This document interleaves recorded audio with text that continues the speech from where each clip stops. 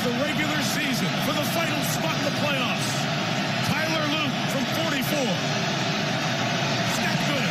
Holden. The kick is no good. It is wide right. And the Steelers are the champions of the North.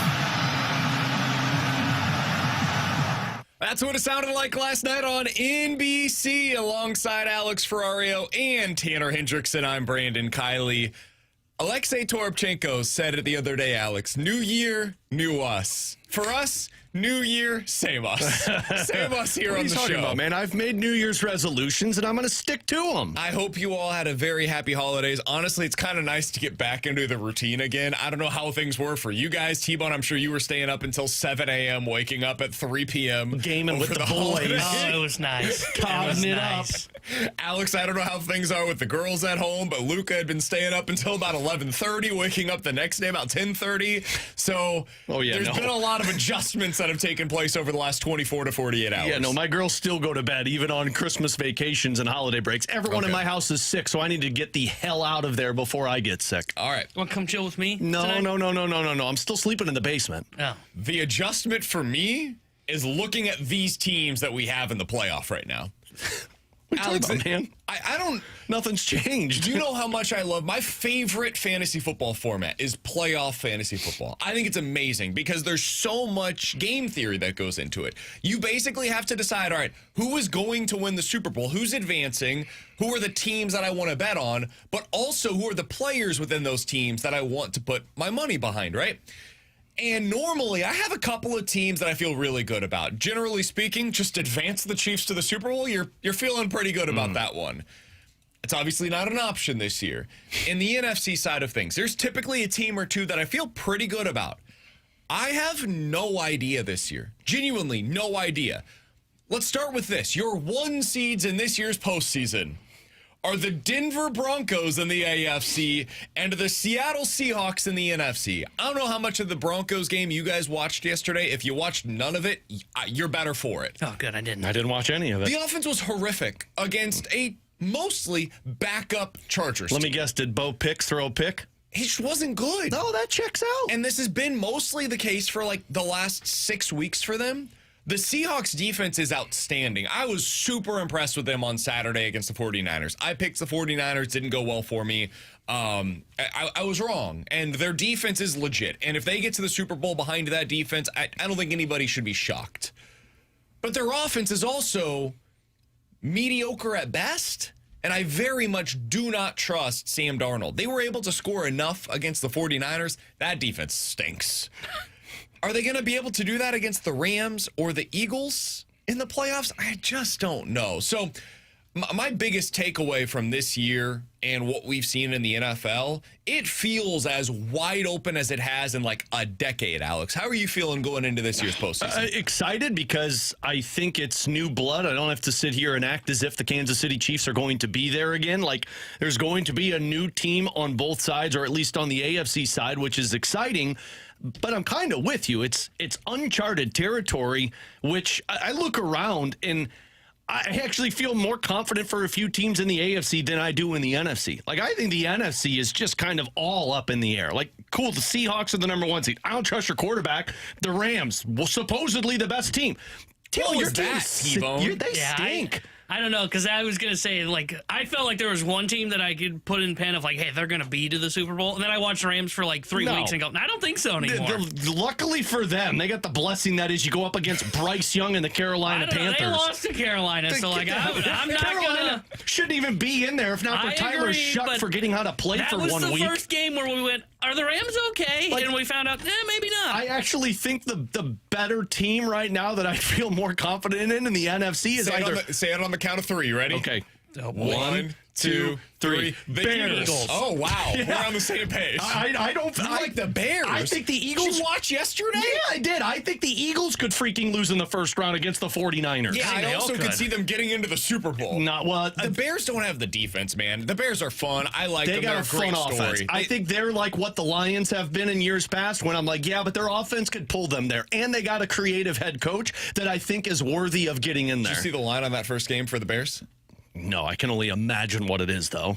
Go ahead and guess The Bears are at home Saturday night, Amazon Prime. What do you think the line is for the Bears versus the Packers? 6.5 Bears. I'm going lower. I think it's like 3.5 Bears. 1.5 for the Bears. That's a it's joke. basically a pick'em. That's a joke. Between the Bears and the Packers. That would be my 3-point play, ladies and gentlemen. And that's the theme of the week. What do you think the line is for Bills versus Jaguars? Jags at home Sunday afternoon. Bills versus Jags. It's probably the same. It's probably like 1.5, 2.5 in favor of the Jags. I actually think it might be in favor of the Bills. 1.5 in favor of the Bills. 1.5 in favor of the Bills. That checks out. 49ers versus the Eagles. What do you think the line is? Eagles at home Sunday afternoon. 1.5 in favor of the Eagles. I'll go Eagles 2.5. 3.5 in favor of the Eagles. Chargers at the Patriots. Oh, Patriots at home. This should be Sunday night football. 3.5 Patriots. I think this one should be higher to me. I would say 6.5. 3.5 Patriots. And They're then not Monday making night anything football, super high. How about this one? They made the Rams Texans high. on the road at the Steelers Monday night for the first round of the postseason. This better be Houston minus 3.5. I would go that. Yeah. Houston minus 3.5. There we go. Okay, cool. Everything other than the Rams game is basically field goal one way or the other. Good luck. How the hell am I supposed to pick this? I look at the NFC, and right now, every one of those matchups, I'm going to roll a dice and say who's going to win with the exception of the Rams and the Panthers. In the AFC, other than the Patriots game, I would, although no, the Texans won as well. I guess the first round is pretty predictable except for Buffalo and Jacksonville. But beyond that, I don't think it's predictable at all. in the AFC? Yeah. Are you kidding me? You think there's a chance the Chargers beat the Patriots? Yes. No freaking way. You think there's a chance Aaron Rodgers, who shouldn't even be in the playoffs, could beat the Texans? That one would surprise me, but I don't have a feel one way or the other on Patriots, Chargers, or Jags, Bills. Oh, yeah. See, I lean Jags and Patriots. I lean that direction. I've also seen Trevor Lawrence pee down his leg enough to where I know Sean McDermott, 1-game playoff with Josh Allen as his quarterback. Yeah, I could see them winning that game. The Chargers defense is really freaking good, and they have an awesome defensive coordinator. And Justin Herbert got to stay healthy for a week. First time all year that he didn't get hit 100 times in a Sunday game. So now he's going into this game against the Patriots. Drake May's never been in this situation. Never. Their defense is not very good, and they're super banged up going into the postseason. So would it shock me if the Chargers, with an alien at quarterback, Jim Harbaugh, and one of the best defensive minds in football right now, beat the Patriots? No, man, it really wouldn't. I could put it in pen. Buffalo, New England, Houston in the AFC. Oh, pen for all three. Okay. Oh, hold on, timeout. Say that one more time. Buffalo, New England, Houston in pen. Oh, wait, let me put the bed down. Buffalo, Houston, New England in P-E-N. Do I need to say it slower for everybody? Hold on. No, I think we got that one. Buffalo, Houston, New England. Yeah, now the I NFC do not side feel that level of confidence. Now the NFC side, I would say by gut. Now the Rams, I'd say put in pen. That's a joke itself. I wouldn't put it in pen. If that was the Buccaneers, I think it might be a little bit more entertaining. Yeah, I would say Bears, 49ers. But that one I'm not putting in pen because that one I feel like is a little bit more discernible because I can see some of those teams laying eggs. And I would go Rams. That one I feel confident in. You can write that in pen. I hope they choke. I think the Eagles will beat the 49ers. And I do have the Bears, but I don't have a lot of confidence in that game.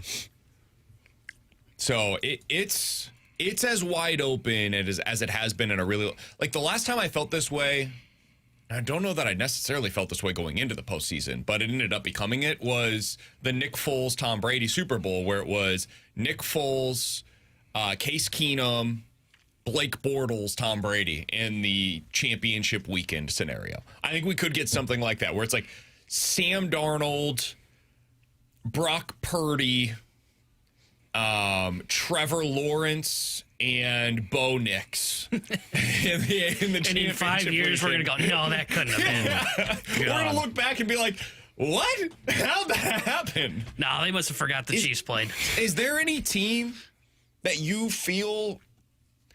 Let me ask this a different way. Do you need me to say it slower this time for me? If you had to pick today, who do you think is getting to the Super Bowl? Oof. Who are your teams? I've got mine. I would say Buffalo and Seattle. Those would be my two teams. Wow. You're back in the Darnold train, huh? I'm not backing the Darnold train. I'm backing the Seattle defense train. And they got home field advantage all the way through. And I saw the Rams. That was embarrassing the last couple of weeks. So I think that will be the toughest matchup for Seattle. And once they get past that, they're a Super Bowl team. Rams, Jags. Oh, that would be fun. That's my Super Bowl. You must not have listened when I told you what the AFC is going to be in the first round. I heard that. That's why I was so surprised. I was like, wow, he's got them like, losing oh, to the damn. Bills. I've got them going to the Super Bowl. You just said Trevor Lawrence just peed down his leg, and you're like, oh, he'll do it. That's the thing. I could see them winning the Super Bowl this year or losing in the first round, and they are symbolic of this field overall. Sam Darnold, another one. I would pick them, Alex, to lose in the first game that they play in the playoffs. You have them going to the Super Bowl, and I think both are totally fair. Yeah. That's 2025, 26, I guess. Come on, man, move over. The calendar's moved. 2026 NFL. So much of this has been based upon all year running game and defense. And then we get to the postseason most years. It's not always the case, but most years, and it becomes about the quarterback.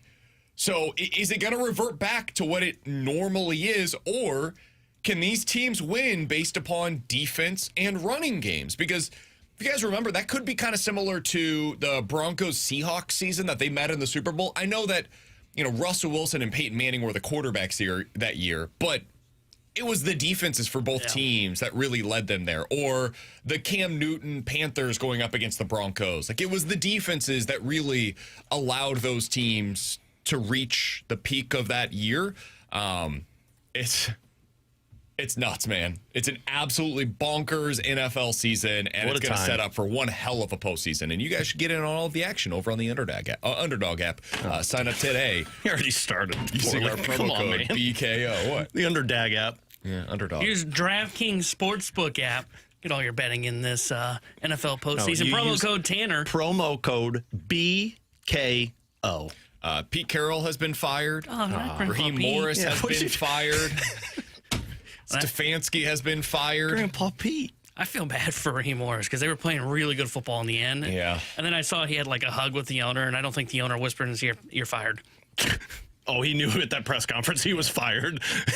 And also, the Arizona head coach has been fired as well. Gannon. Jonathan Gannon. Didn't even give the guy give him his first name recognition. Some of those I'm not surprised by. I'm a little surprised on the Atlanta one just because I look at like the first round of interview requests from the Titans and go, oh, this is who's in the cycle.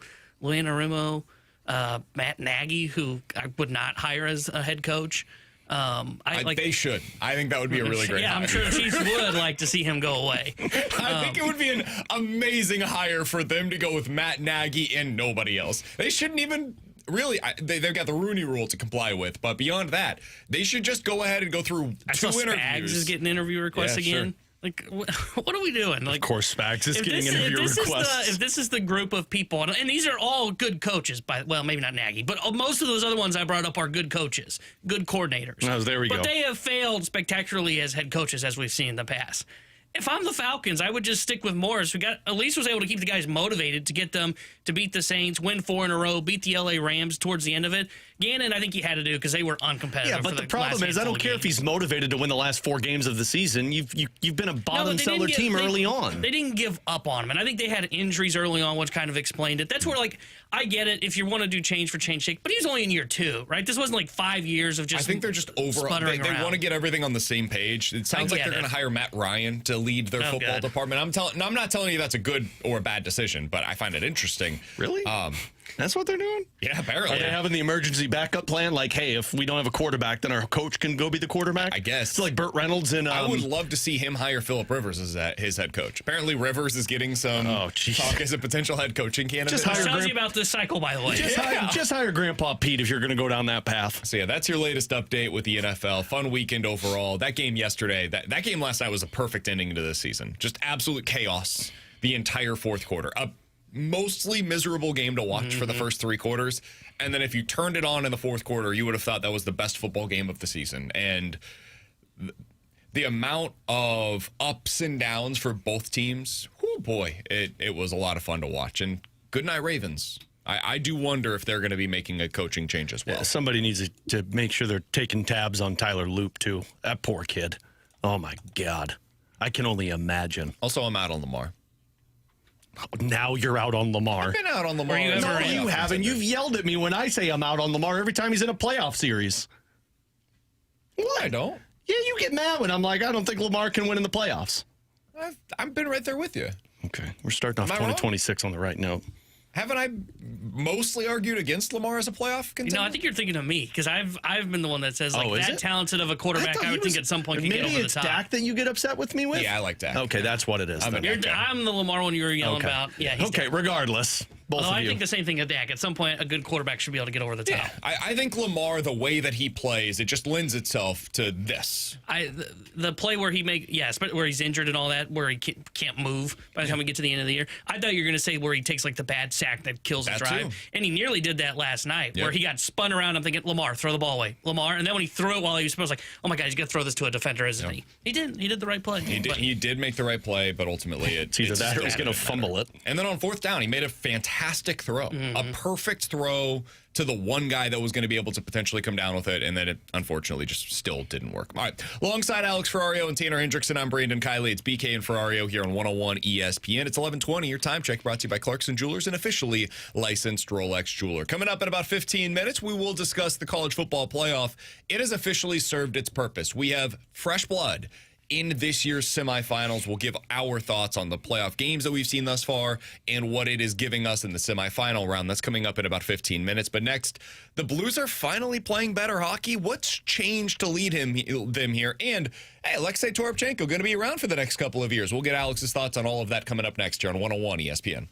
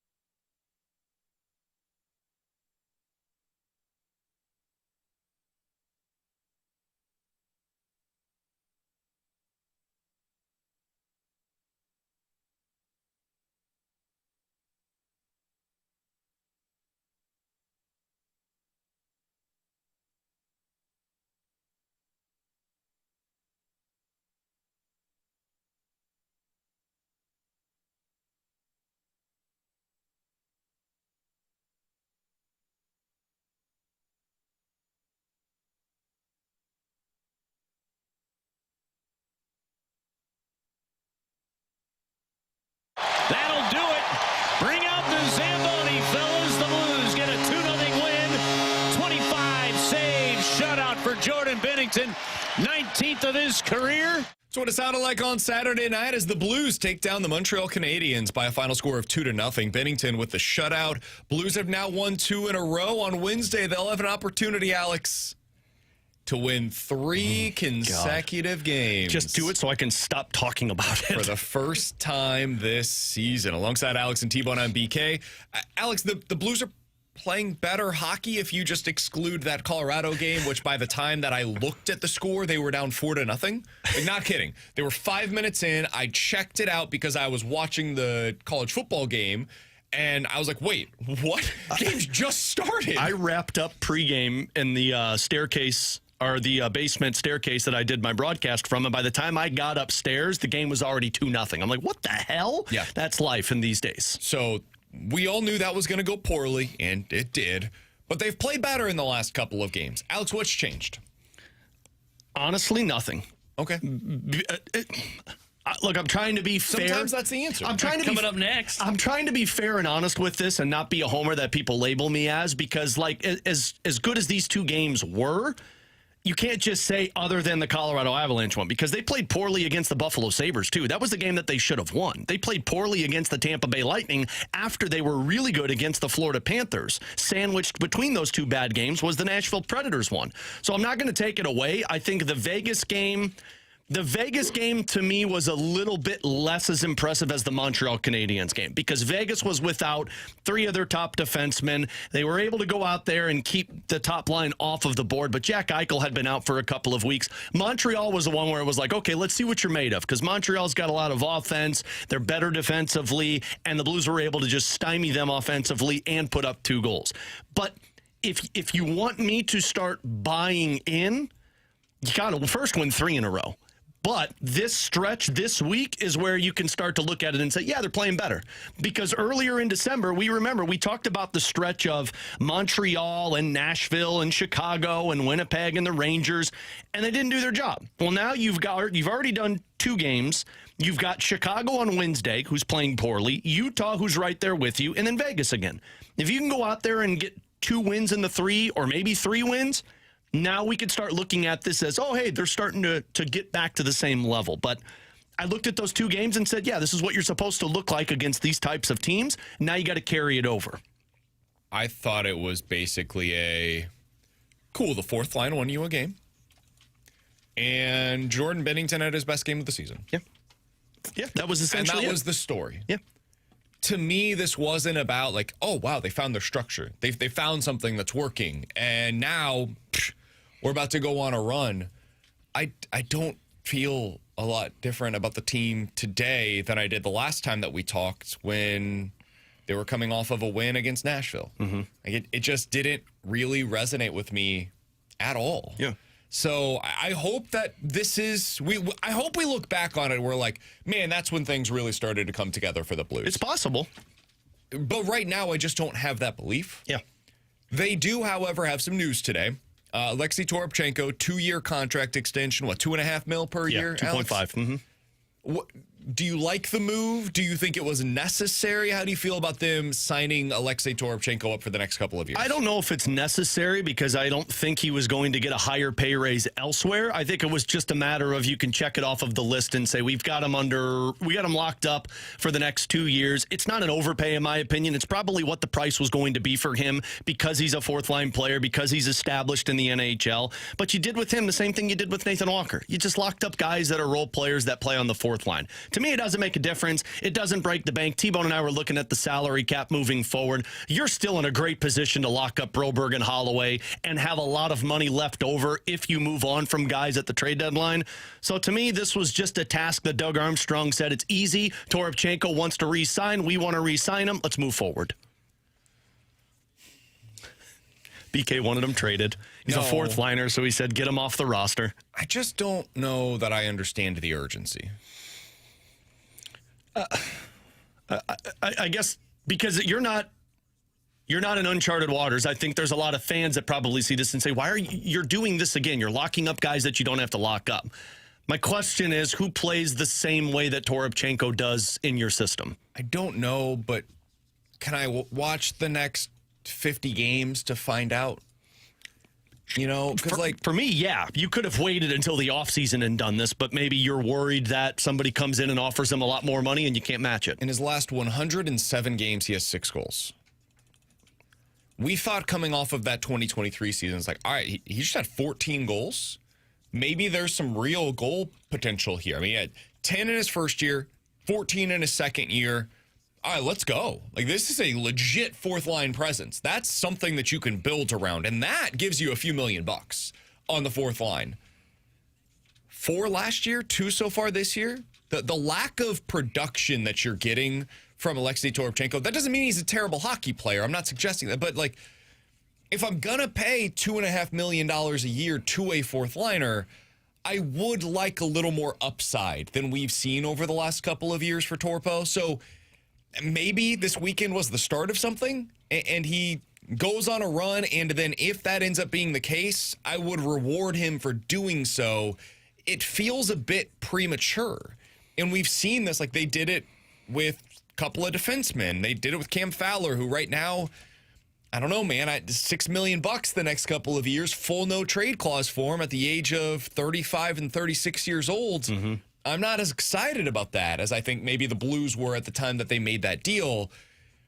Torpo is not going to prohibit you from doing a whole lot at $2.5 million. It just seems like maybe I would have preferred the optionality of going into the offseason and maybe being able to maneuver on that fourth line or using that $2.5 million for something else in the event that I decide to move on. Yeah, I think when you have a guy that plays the way that you want that your coach wants your team to play, you look at it and you say, it's not breaking the bank for us. We're not ruining our salary cap situation. So he wants to be here, which I think is the more important thing. If he's signing this deal, his agent's coming to the Blues saying, look, Torpo wants to sign, and you're not going to steer them away. So, I mean, to me, it's just kind of a non-news item. It makes sense that you lock him up, and he's a fourth-line anchor with Nathan Walker moving forward. Splashback Deuce basically saying the same thing as what you just mentioned there, Alex, over on the YouTube chat. You're talking about goals in that role. He does more than score. He does, and the physicality that you bring on the fourth line, I understand. The energy that line provides for the team, there's value in that. And the Blues have decided that it's worth $2.5 million. That is the value that they attribute to that specific role for Alexei Toropchenko. Mm-hmm. And that's fine. They can do that.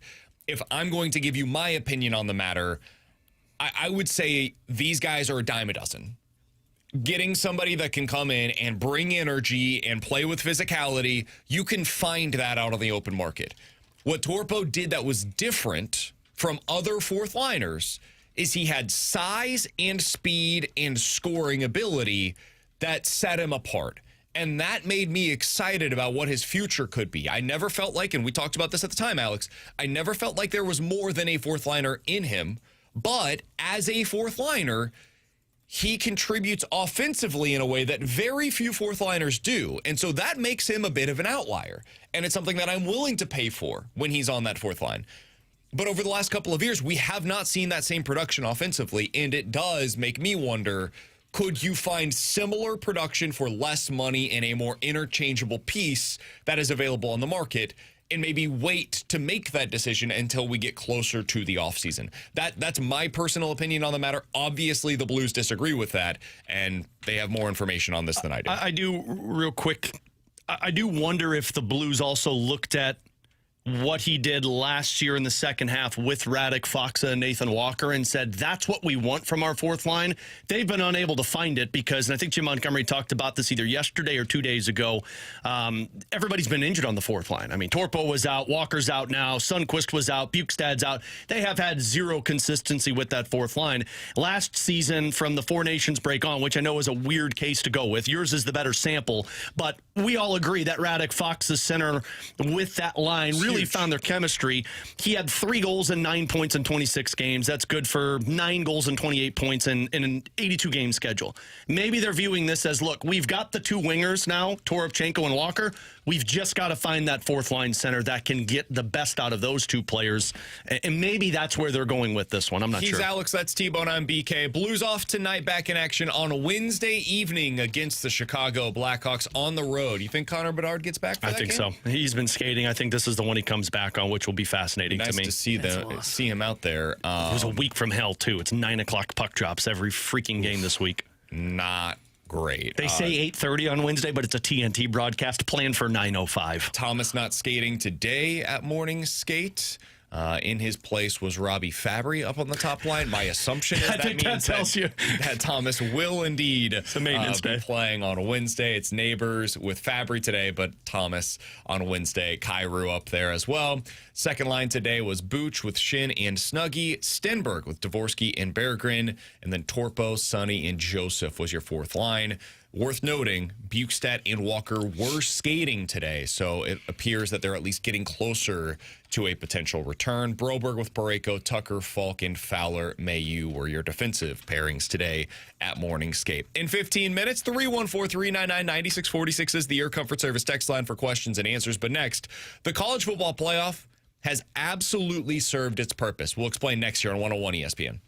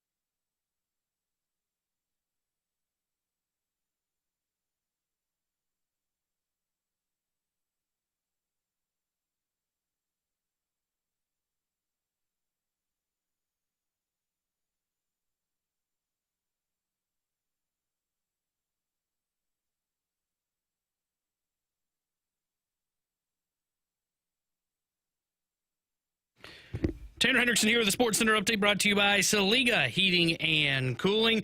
Blues won back-to-back games over the weekend. They are off today and tomorrow. They'll be back in action on Wednesday when they visit the Chicago Blackhawks. We'll have pregame coverage on Wednesday starting at 7:30 with Alex Ferrario.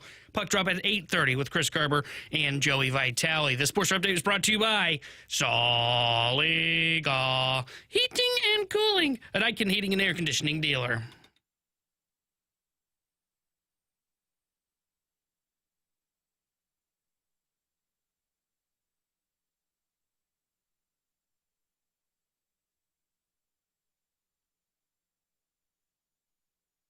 What a weekend it was in the college football playoff. Alongside Alex and T-Bone, I'm BK. In 10 minutes, we'll get into questions and answers. 314-399-9646. That's the Air Comfort Service text line. Alex, out of the four teams that remain, Ole Miss, Miami, Indiana, and Oregon, only one of them has actually won a national championship. Now, technically, Ole Miss claims, I think, three of them. T-Bone, I don't know if you're even aware of this. Well, yeah, if we can claim them, then... So Mizzou's won two. I'd like to claim a couple. T-Bone hates the way that we now crown a champion. He doesn't like the expansion of the playoff. The idea that we're moving to 16 is like heresy for it. He hates it. But T-Bone, it used to be even worse. We used to get to the end of the bowl season, and we would just like name champions. We'd be like, all right, the AP named this team as the champion. They're the champion. It would be like if you were waiting for the AP rankings to come out, and whoever is ranked at number one, they won the national championship. Hell yeah. In fact, T-Bone, I don't know if you know this, we have had split national champions within the last 25 years. There'd be a bunch of like fighting between coaches, and they'd go out on their like press tours like they do now. Like, we belong in the playoff, but then it was like, we're a champion. Everybody gets a day with the trophy. They claim their championship, they hang the banner, I'm not all sure that. what would be more annoying. So Ole Miss technically claims a championship, but it's from like the Football Writers Association of America, and it's not one that people actually So it's a popularity recognize. contest, essentially. So they're not really a national champion. Miami, though, is. But they haven't won in 25 years. So we are talking about three teams that have never actually claimed a national title. And Miami, who has not done so in 25 years. And Alex, I wasn't sure they were ever going to get back to this spot. This expansion of the playoff has done exactly what it was supposed to.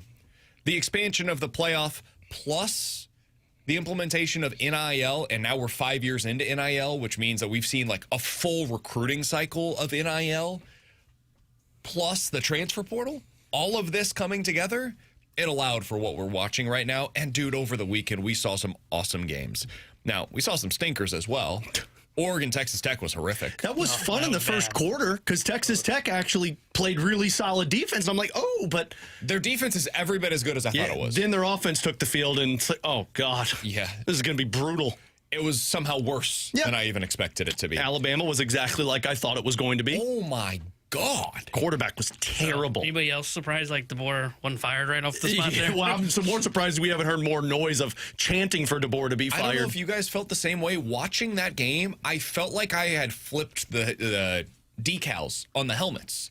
Oh, yeah, there was a couple times. If Saban's old Alabama teams were playing, it looked like that, where they would just steamroll people, and there's nothing you can do about it because every play is executed to the perfect degree. It was amazing. And then Ole Miss, unbelievable performance out of their quarterback. That was a fun one. Georgia's quarterback, by the way, played his ass off. Gunnar Stockton in that game was amazing, just not quite enough. And then Miami, their offensive and defensive line combined, they were the two best units in that game against Ohio State. And I thought, and I said all year, Ohio State and Indiana, to me, were the two best teams in the country. Not on that day. On that day, Miami's defensive line and their offensive line were the two best things going. And they earned the hell out of that victory against Ohio State. So what we have is three teams that are completely foreign to this spot in the national spotlight, and one team in Miami that has not been here in 25 years. It's remarkable. It's exactly what the expansion of the college football playoff was supposed to do. Yeah, because the first week of the playoffs, I mean, we talked about it. Like, underwhelming considering how much excitement there was for a couple of those teams that got in there. But that was the most excitement that I have had this college football season, watching those games, really the latter portion of it. Now, I missed the Miami game because my entire family was sick. I'm prepping. I know. And so I looked at the score because, the next morning I'm watching everybody go through it, and I'm like, Miami beat Ohio State. So I went back and watched the highlights. That was surprising because I don't like Carson Beck. And I mean, they showed how elite they are in certain areas. So that is why we want the expansion of college football playoffs. It's why, you missed out on not having Notre Dame and Vanderbilt in there because maybe they could have provided some of that excitement. But it's wild, too, because even after all of that, I still think Indiana is the best team in this, and I still think Indiana is probably going to be the champs. I agree. And when you've got all these other foreign teams in it that's uncharted waters, I think that's why Indiana might have that excellence in front of them because they're going up against a couple of teams that have not been in this spot before, which could be a good thing, but boy, it could also be a bad thing when you take on a team like Indiana. Yeah, and the portal has played a big part of this as well for where this format works. If this was the Saban era where it was portal, you had to sit out a year before you could play for a team. Like, I don't know that the 12-team playoff, eventually 16-team playoff, would have been as good. Like, you may have gotten a couple of good games in the first round, but you would eventually seen what we basically saw this time around. But now it's different because of the portal allowing for schools like Indiana and NIL to allow for them to get some really good talent that we see that gets brought in to where they have become a juggernaut. Curt Cignetti's running a machine somehow in Bloomington, Indiana, and it's incredible to see what they're doing. So, yeah, the playoff has served its purpose, but I think it's the portal has really helped serve the playoff its purpose. That way, all these teams do feel a little bit more equal on equal playing field. Otherwise, it would be if it was the old format where you had it was relying on your recruiting, it'd be the same teams constantly in this playoff, and because of the portal, we don't see that. Yeah, and maybe we will down the road. Maybe we'll start to settle into the same 15-ish teams that are kind of playing for the postseason, and then the same 3 to 5. If it's Indiana that falls, I can't stand Cignetti. Him in the Big Ten, I hate him. He's so good though, man. To me, like if I was starting a program today and I could take whichever coach that I could possibly get as my number one pick to start my program. I know it's super early and it's probably a bit premature. I think he would be my number one pick to start a program with today. I understand saying Kirby Smart. I understand going with Dan Lanning. Like, there are other options out there that I could totally get going with. To me, what Curt Cignetti has done, to be able to do it there at this level, and it took no time. His first year, they were great, and then his second year, they're probably going to win the national championship. I don't think I've ever seen anything like this in modern sports. I guess Butler with Brad Stevens would be the closest thing that I can think of. Yeah. But, Kansas State, back in the day with Bill Snyder, if the expansion of the playoff existed, maybe you could argue him doing it at that place, which had been a perennial loser prior to him. But, dude, this is nuts. Indiana? In football? To be at this level? And they're just steamrolling people. And it's amazing. The best of the best, right? It's not like they steamrolled, yeah. I don't like Tulane, who Ole Miss blew out in the first round. No, they did it to the cream of the crop in Alabama, the Crimson Tide, the team that even Nick Saban was on, like my golf buddies and I. Like, we really seem to think Bama's still a better football team. You clearly haven't been watching Big Ten football this year. Those golf buddies, my goodness. But it's not even just Alabama. Like, they took down Ohio State at the end of the season. Yeah. Think about that, back-to-back games. They beat Ohio State to win the Big Ten championship and then beat Alabama to reach the semifinal of the college football season in back-to-back games. Because that's we could say Alabama, yeah, it is the cream of the crop, but it's not the Nick Saban Alabama. But, I mean, you just took down Alabama, you beat Ohio State, and you also beat down Oregon earlier this year. Like, every challenge that has been put in front of them, they have beaten it night and day. And there is no name-brand program, but this is a great team. Mm-hmm. I don't want to hear anybody say, man, this isn't quite the way that it was previously. You don't have that great team. No, we have a great team in college football this year. I don't know what's going to happen from here. They could lose to Oregon. It does not change the fact that team was spectacular, dude. They were amazing. USC back in, I guess it would have been 2006, the team that lost to Texas in the national title game, they were not a bad team or a more flawed team because they didn't win the national championship that year. They were unbelievable. 2001, Ohio State, that team that lost to Miami ultimately and did not win the national championship. They were unbelievable. This Indiana team is special.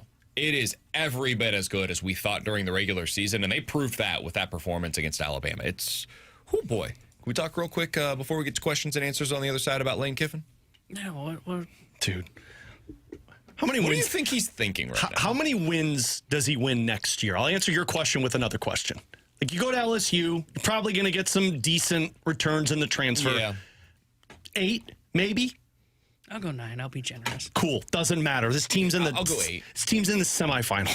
I think he needs 2-3 years before he can build potentially a national contender. It's again, you get paid, you take it. It's LSU. Still one of the dumbest decisions there is, because now you've got an Ole Miss team that is sitting 1 win away from the national championship, 2 wins away from winning the national championship, while you might not even make the playoffs next year. I almost kind of feel for this head coach that took over for Lane Kiffin, because the standard has now been set. Oh, yeah. It's going to be hard to replicate this. Yeah, his first 2 wins have been playoff games. Yeah. First 2, and by the way, he if any- out-coached Kirby Smart in that game. I'll say this might buy him a little grace period. A little. Not I a don't lot, know. but maybe a little. Well, I think it's almost the opposite, because now the expectations have grown. Like, how Mizzou fans are saying, can't win the big game. I heard it on TMA again today. Well, Drinkwitz, he wasn't even a candidate for Penn State. Oh, well, of course not, because he can't win the big game. All right. Cool. Oh, God. No, man, we kept that in 2025. Let's not go down back that Can't path. beat Tennessee like Brad Bielema and the boys. How about that? The reason that I'm bringing this up is because Mizzou didn't play Tennessee this year. The reason that I'm Lucky bringing you. it up is because the expectations have gone up. They're no longer just win 8 games, we're happy at Mizzou. No, now win 8 games and win some big games, and then we'll be happy. At Ole Miss, the expectation is no longer just reach the playoff. No. Go win a Reach the natty. playoff and then go further than we did a year ago, which means go to the national championship. That's the only way that they can do better than they did this season. Oh, boy. It's a high bar to clear. God bless him. But, yeah, Lane Kiffin, I would love to have been I a hope he fly on fails. the wall. Oh, he ain't even watching that. Are you kidding me? He's probably like Scrooge McDuck diving into his basement filled with money and gold coins. He was at the LSU basketball game, the women's basketball game. Didn't the head coach walk him out? Yeah. I think I saw somebody They tweet that lost, video and by the said way. LSU is Oh. building the biggest villains in college sports. Not wrong. No doubt about that. College football playoff, by the way, January the 8th is back in action. Is that Thursday night? Thursday night back in action. Ole Miss versus Miami, Oregon versus Indiana. We'll continue breaking that thing down as No we go hockey. along I'll be watching that. here on BK and Ferrario. Coming up next, 314-399-9646 is the Air Comfort Service text line for questions and answers here on 101 ESPN.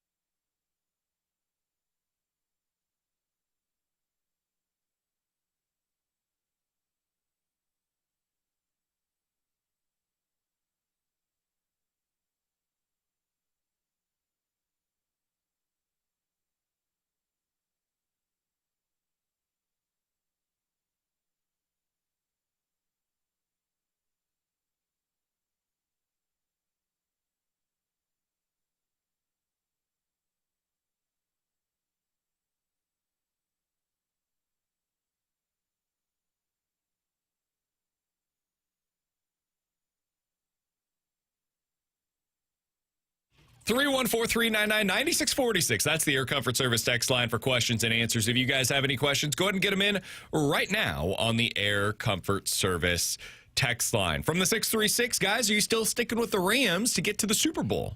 No. Your team's got a lot of issues these days. Now, I will say, without having Devontae Adams, that's important. I think that makes a difference when he's on the field, but my God, T-Bone. They scored 37 this week, Alex. Cool, but you gave up 20 to the Cardinals. They also needed the fourth quarter to be able to do that. You also lost to the Falcons. Like, don't give me the crap of Raheem Morris was coaching him pretty well towards the end. No, you don't lose 27-24 to the Falcons. Don't look to me to give Sean McVay excuses. The defense has had some serious warts over the last few weeks. And special teams. Well, that's been a problem all year. They fired their special teams coordinator after a game midway through the year. That's good. At the time, as the 1 seed in the NFC. Right before the playoffs start. I don't think the Rams are winning the Super Bowl anymore. I think their defense is too flawed. I think anybody could beat them on any given day because of that. And then it just comes down to there's some really good defenses in the NFC. And if a defense can slow down Stafford enough, I don't know that the Rams defense can hold up. So, no, I don't think they are the favorite anymore to get out of the NFC. I would still take them. They would be my team to come out of the NFC. It's a flawed conference. There are a bunch of flawed teams this year. I'll go ahead and take them. I trust their coach. I trust their quarterback. I think that they will have a good enough defensive mind in charge on the defensive side of the ball to come up with some good game plans. So I'm sticking with the Rams, but no, I don't feel great about it. I don't feel great about any of these teams on either side, frankly. 314-399-9646. That's the Air Comfort Service text line. From the 314, Alex is Otto Stenberg forcing Army to make moves sooner than he expected. I'm assuming they mean trade-wise. I don't think so. He's not going to force a trade just because Otto Stenberg's playing well. To me, this is going to be the most fascinating decision that they have to make this season. Because when Bukestad comes back, I don't believe you'll have to make a roster move because then Pius Suter, in my opinion, would go on IR and you'd still be fine. When Pius Suter or Walker or Holloway come back, then you've got to make a roster move. And then when the other one comes back, you're going to have to make another roster move. So my assumption, and it's a bad assumption, is Otto Stenberg's going to be back in the American Hockey League at some point, which it's going to upset me and it's going to upset a lot of Blues fans. But I understand it because it's roster manipulation and you have to protect your assets. But this guy does not deserve to go back to the American Hockey League. It doesn't matter in what scenario he is in. He looks like he fits. Offensively, the goals have not come yet, but I'm not worried about that. That's going to show up at some point. He's a playmaker. He's got 5 assists in 8 games in the NHL. But defensively, this guy is so sound. Penalty kill, 3-on-3. Whatever you put him in, he's coming up with big moments. So I don't think he deserves to go back, but I do think at some point you'll see him back in the minor leagues. 314-399-9646. That's the Air Comfort Service text line. From the 314, will the Billikens make it into the top 25 in the next few weeks if they keep winning? They might. Definitely possible. Have you seen what their offense has done recently? This is since the start of December. 91, 107, 85, 112, 93, 114, 102. They're really good. They play again on Wednesday on the road. It's one of the only games, I think it's actually the only game that Ken Palm has them projected to lose the rest of the way. If they beat VCU on the road, that might be the kind of thing that gets you into the conversation of a potential top 25 team. They're legit. They're awesome. Yeah. Sorry, go ahead, T-Bone. Tough part in the top 25, and this is really, we saw this last year in the tournament where it was a lot of chalk. It's been very chalky so far this year in the top 25. Yep. There's not been a lot of upsets. And if you look in the top 25, there are a lot of 1-loss, 2-loss, no-loss teams. Typically it's like 1 through 5 at this point, 1 through 10 at this point in the year. It extends all the way to 25, and the teams that do have losses outside of Florida, I'm not sure that good, if we're being honest now, after seeing them lose to Missouri. Everybody that has multiple losses in the top 25 are to teams in the top 25. It's been chalk across the board, so they need some help to get into the top 25 if they're going to get there. It's but they all power deserve it. Programs right now that are in the top 25. You're just not seeing any of these like mid-major teams really crack in, other than St. John's. And St. John's, it's hard to even call them a mid-major given how much they have elevated their program in recent seasons with their head coach. But yeah, SLU could potentially be one of those teams on the back half of the top 25. I think they are of that caliber.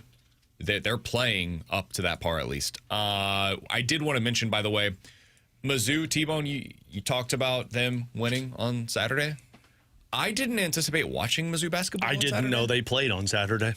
I knew. I just thought they'd get killed, so I didn't watch it. It was something that wasn't even really on my radar. And then they get into the second half, and I see that they're winning. I was like, all right, I'll go ahead and flip over.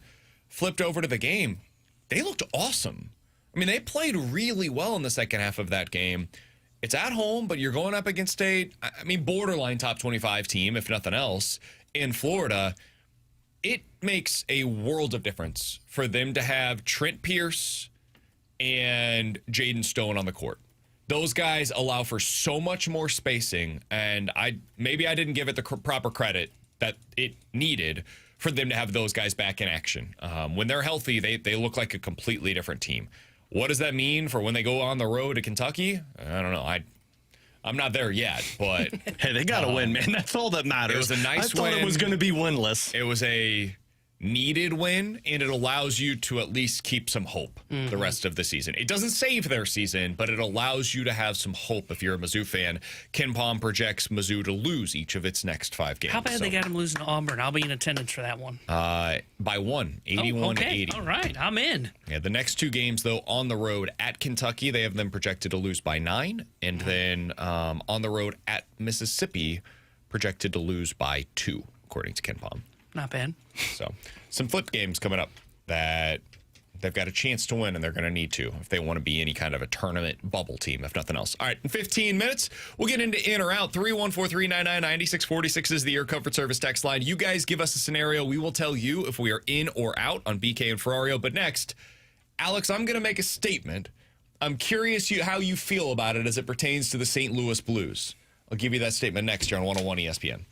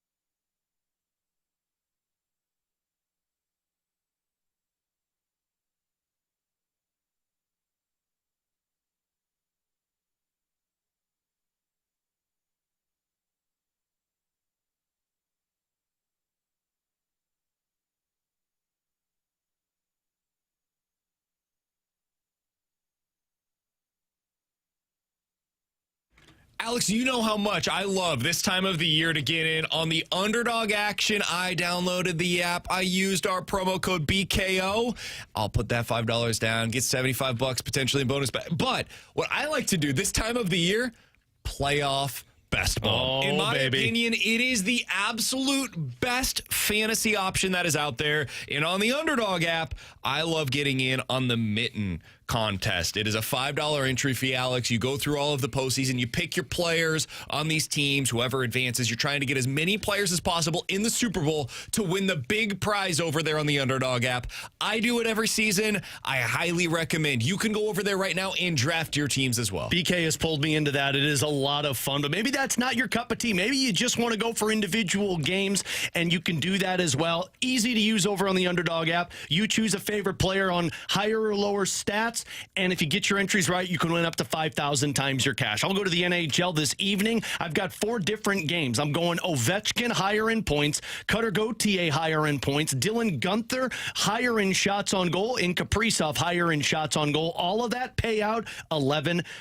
Download the Underdog app today. Use promo code BKO to score $75 in bonus entries when you play your first $5. Promo code BKO. Underdog, make plays, win money. Must be 18 plus and present in Missouri. Terms apply. See assets.underdogfantasy.com/web/play and get terms _DFS_.html for details. Concerned with your play, call 1-800-GAMBLER. Visit www.ncpgambling.org.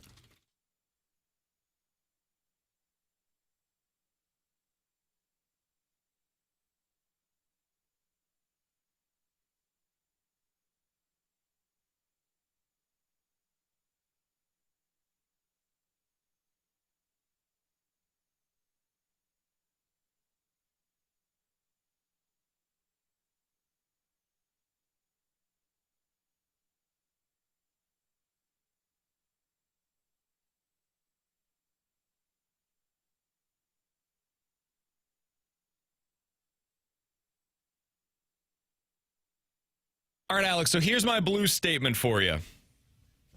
As I was watching the game over the weekend, this is what came to mind for me. The Blues will go as far in 2026 as their goaltending can carry them. I know it's a statement that we've made a number of times in the past, and so far this year, the answer to that question is not very far, because they've had some of the worst goaltending in the NHL so far this season.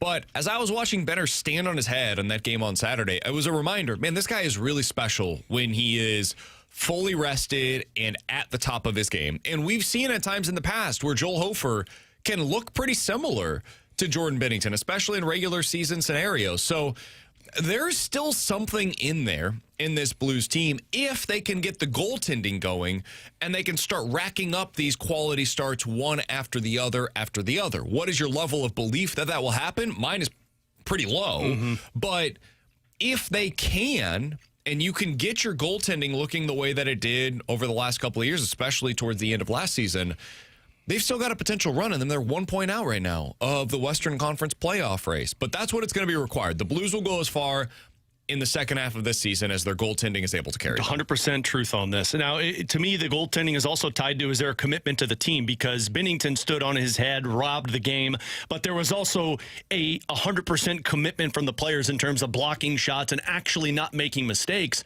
But the frustrating part with the whole goaltending narrative is, like, people see the numbers and look, they're hard to argue when it's the worst goaltending tandem in the National Hockey League. But just go back to that Colorado Avalanche loss. Binnington made every one of the first saves on those 4 goals that were scored. The team stood around and watched the goaltender scramble in net, and then Colorado outmuscles them to the loose pucks. So there's got to be physical and competitive play from the team in front of the goaltender. But this is why when Doug Armstrong talked back at the end of October when he was asked about the team's struggles, he said, we don't have something to fall back on. Their identity is very simple. Goaltending. Yes. That's their identity. Stingy defensively, goaltending. And at times, this team can be good defensively. At times, they can be awful defensively. If you don't believe me, go back and watch the Colorado Avalanche game. It was awful. But their goaltending is their identity. And whether you like it or not, the wild card, both spots, it's everybody's opportunity to take, because the Western Conference beyond the top 6 are just awful. So, yeah, your goaltending is how you put yourself into the postseason. But when games happen and you're going to see 5 or 6 goals go in, I also don't look at it as, well, the goaltending let them down. The goaltending wasn't able to make the save because the team was awful in front of them, too. That's fair. I mean, everybody deserves a little bit of criticism for the way that things have gone, especially defensively this year. But I think a lot of it goes to the goaltending. Binnington hasn't been good enough this year for them. I mean, it's just flat out, he has not been the guy that he's needed to be. And Hofer had a couple of really bad starts at the beginning of the season. He's turned it on. He's been better lately. But Benner has not been good enough, just flat out. And that's not me saying Benner's a bad player and he's always been overrated or anything like that. I am just talking about Jordan Binnington's performance this season. It hasn't been good enough. He hasn't been the guy that he's been in the past. And I'm talking even the regular season. Because at least in the past, he's been like a 900 save percentage during the regular season. And this is even when he's had crap defense in front of him. He's had roughly a 900 save percentage. This year he's at 874. That's horrible, man. I mean, an absolutely horrific start to the year for him. So, yeah, I agree, Alex. It's everybody. The whole team has to be better. But Binnington makes those saves. He makes the saves that you watch and you're like, oh my God, how did he do that? He made a couple of them on Saturday where the team in front of him let him down. They left him out to dry, but he was so good that he's able to pick them back up. There are times in the NFL where your quarterback's just got to go out there and make a play. Nothing's open. There's the play, the structure of the play has failed. And now it's time for your guy to go make a play. We're going to get to the playoffs, and that's when Josh Allen succeeds. That we'll find out if Drake May can make those plays once we get to the postseason, because he's going to need to make a few of them if his team is going to advance to the Super Bowl.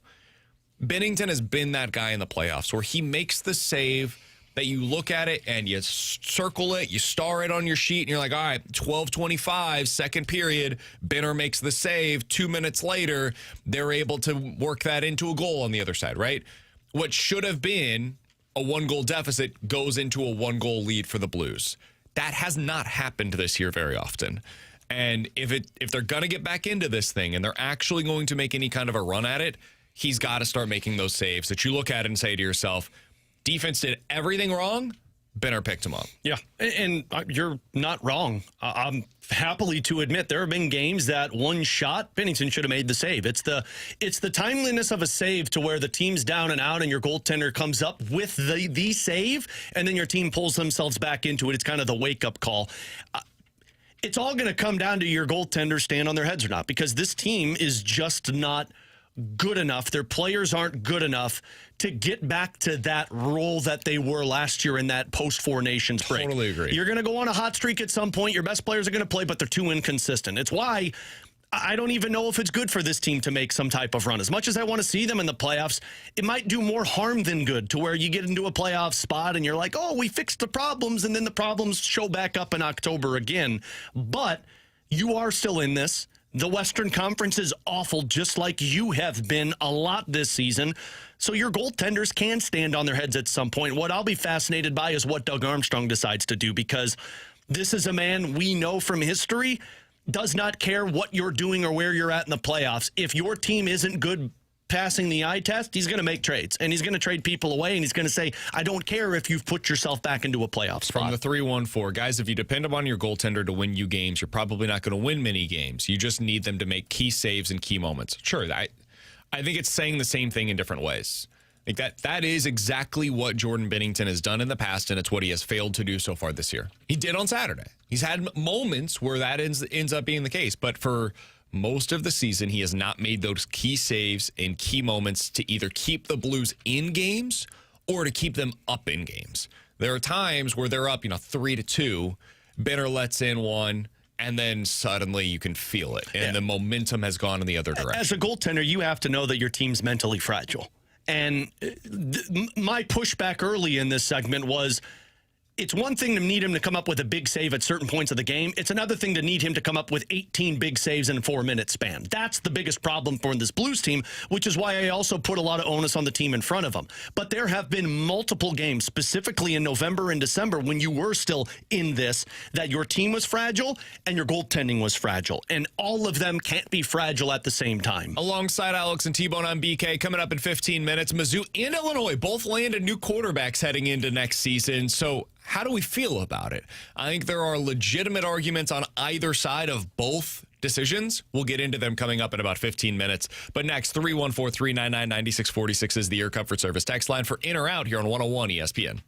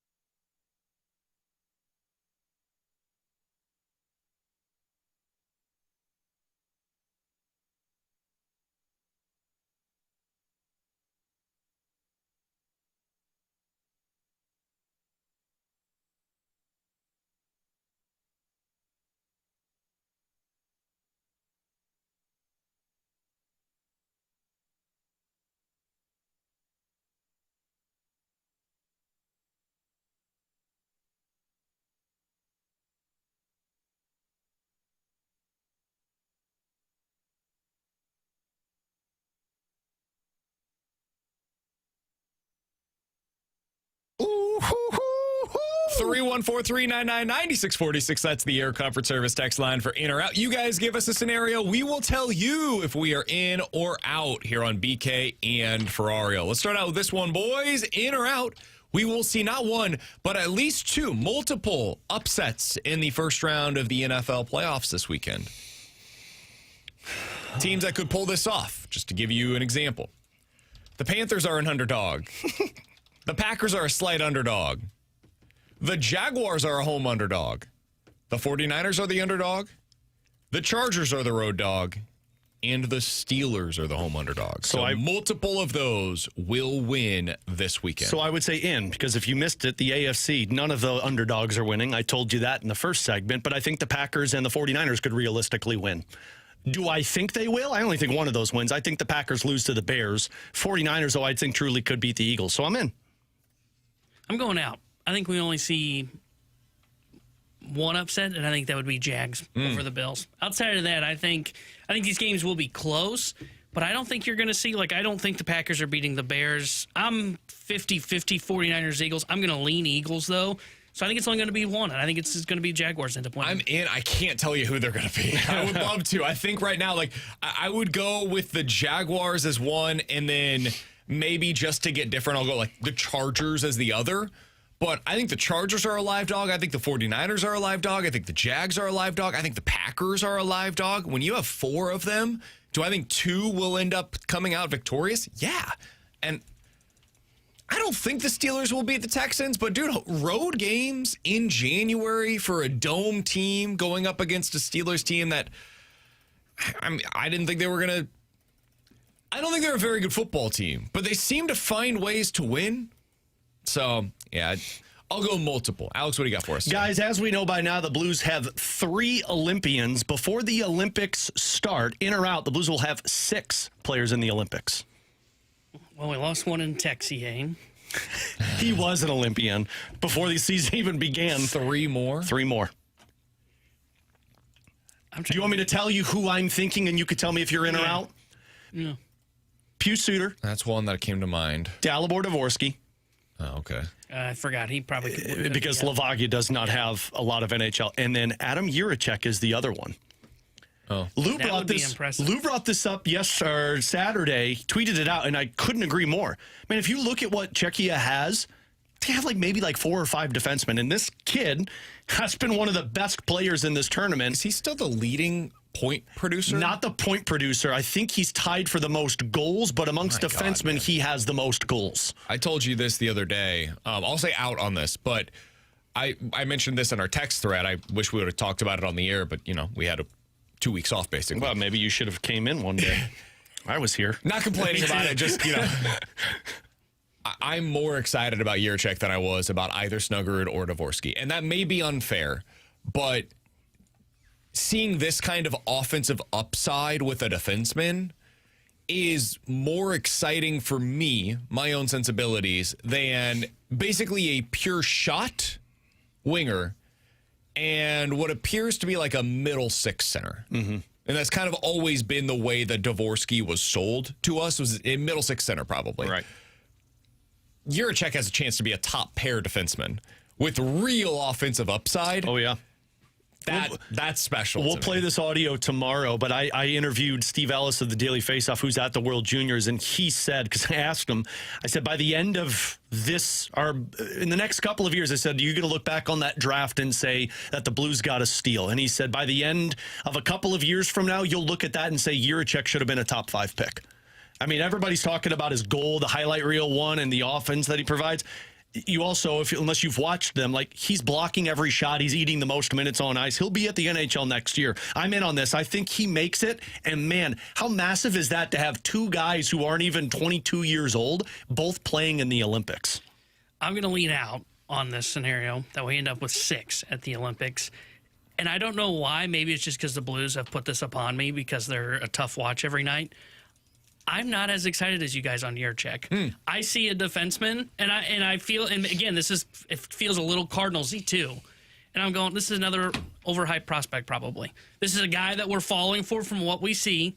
He'll get to the NHL. He might be a defensive liability when he gets here. Oh, and he will be. anytime there's a guy with offensive upside. I'm just less excited when it's a defenseman compared to a forward. What if he's just because there's Broberg, not though? many guys that do that. What if he's Broberg, though?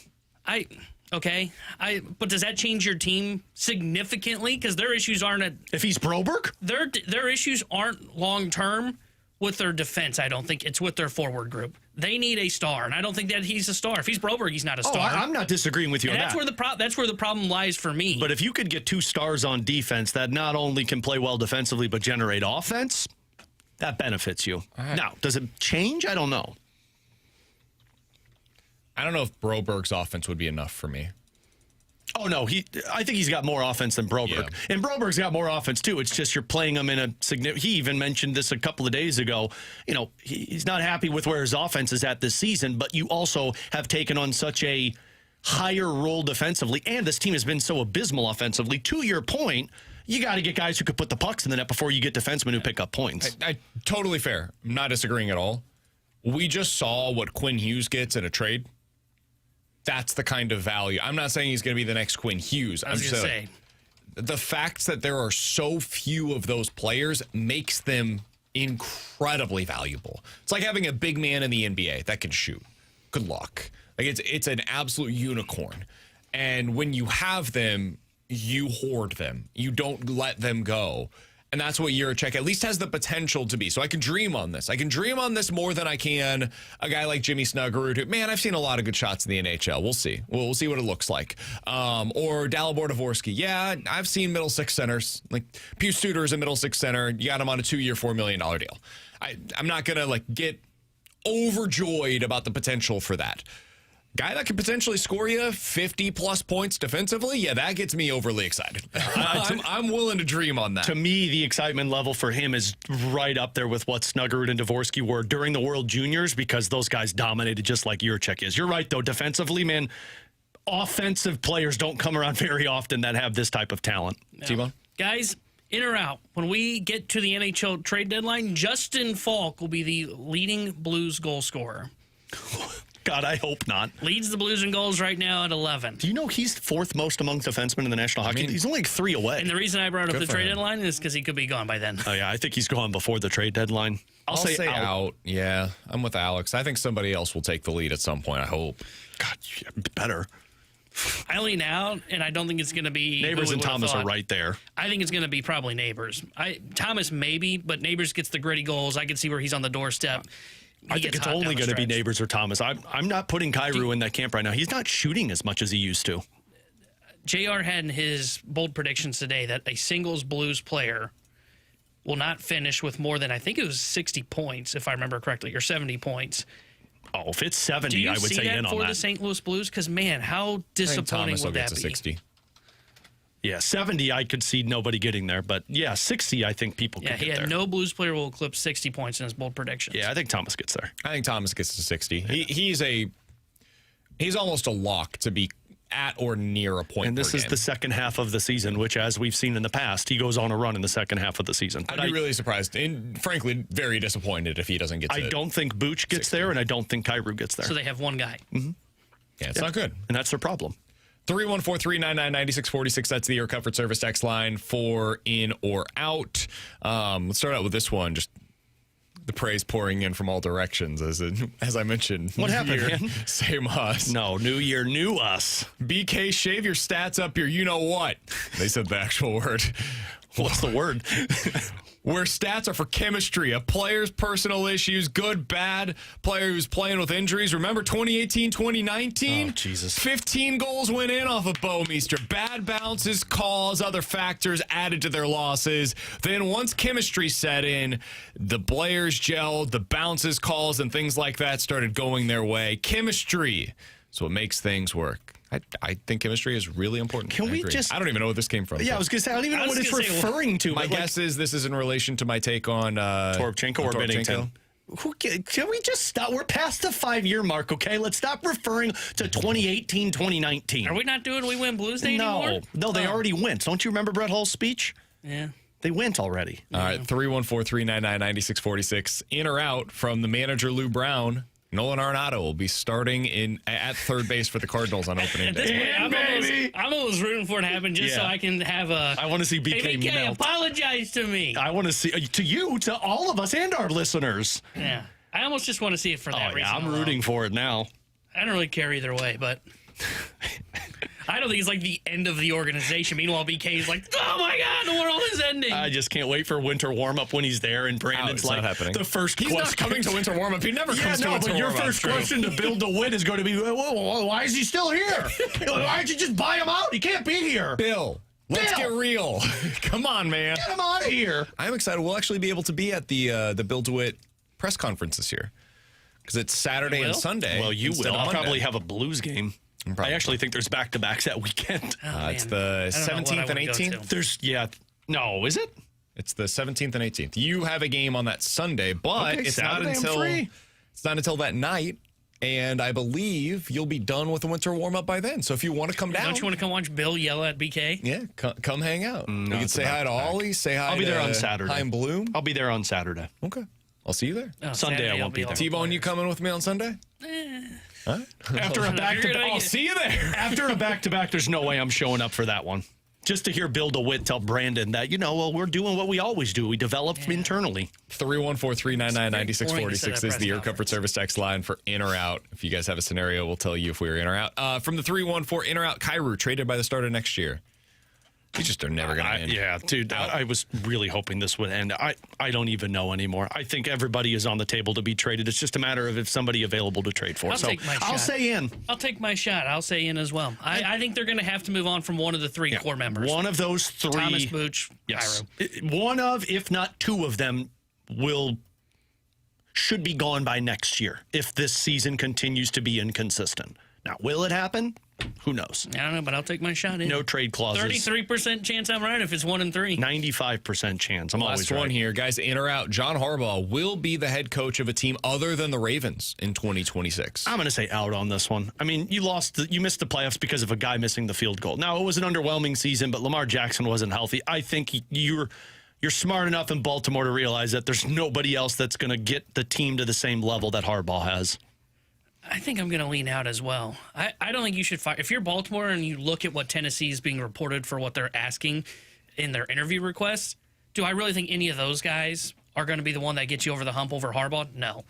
I think, if anything, they might try to explore moving on from Lamar rather than Harbaugh. Lamar for Kyler, who says no?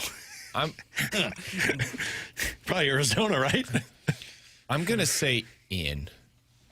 I don't know if you guys saw Lamar's comments after the game yesterday, but he was asked about his future and said, hey, I'm just trying to internalize what just happened. And then he was asked about John Harbaugh's future and said basically the same thing. Listen, I'm still in shock. I can't believe what just happened. I'm not thinking about the offseason just yet. You know how easy it is to just say, listen, I hate what just happened. That sucked. But Harbaugh's our guy, and he's going to get us through this. It's the easiest thing in the world to say. It's not like you're going up there giving like a 10-minute impassioned speech. Just say, that's my coach. It's super easy to do. And the fact that he was either unwilling or unable to say that, I think does speak to the fact that there may be a bit of a disconnect between the quarterback and the head coach. And if you're the Ravens, listen, for all of my frustrations with Lamar Jackson, you've got to side with the quarterback. Like, this is a no contest. I like John Harbaugh. I think he's a really good head coach. I can find another good head coach. My ability to find a top 5 quarterback in the league capable of winning the MVP any given season, nearly impossible. Good luck with that. You lucked into Lamar. You can't expect to luck into that again. Like, what's your answer? Go get Kyler? Oh, I was just joking about my scenario. Don't do that. Truly, what is the best answer for the Ravens if they decided to move on from Lamar? And to be fair, I think you're right, because I think it's easier to find, because I've said this before, as much as I think this head coaching cycle, it's terrible to see the candidates. There's not a great candidate out there. I didn't think Dan Campbell was going to be a great head coach, and he's been good. I still don't know that Nick Sirianni's a good coach, but he's gotten to 2 Super Bowls and won one. It doesn't matter about the quarterback. It doesn't matter the coach you bring in. The quarterback can't win the big games. Well, and I think the other problem, too, he can't stay on the field. It's as much as we want to yell at John Harbaugh, Harbaugh's at least on the sideline coaching every game. Yeah. Lamar's too busy with the toe injury, or there's questions about how much does he really want to play. What I'm doing with Baltimore is if I'm just going to keep running it back until Lamar Jackson and John Harbaugh's careers are done. You're not getting better on the quarterback front. What if the quarterback says, if Harbaugh's back, I'm out? Then I move on. From Lamar. And that's where I go at it. The fork in the road moment, if that presents itself this offseason, I'm picking the quarterback, even with my frustrations with the quarterback. And I get it, Alex. I totally understand where you're coming from. I do the same thing. I said it when we were talking about the contract extension for Prescott. Like, if I'm Dallas, I'm not bringing that guy back. He can't win. Yeah. What's the goal? The goal is to get a Super Bowl. And I know you could say, well, you could do it at any time. Not if the quarterback is the liability when you get to the playoffs. I think that it's easier to win with a liability at coach than a liability at quarterback. And I don't know how they replace this. I don't know where you turn. You can trade him, and you can get maybe a couple of first-round picks for Lamar Jackson. All right, how's that worked out for Cleveland over the years? Because that's the wilderness that you could find yourself in pretty quickly, man. It's not an easy thing. Look at the New Orleans Saints ever since Drew Brees retired. You think they've been trying to find a quarterback? Because they have. They've just failed at it.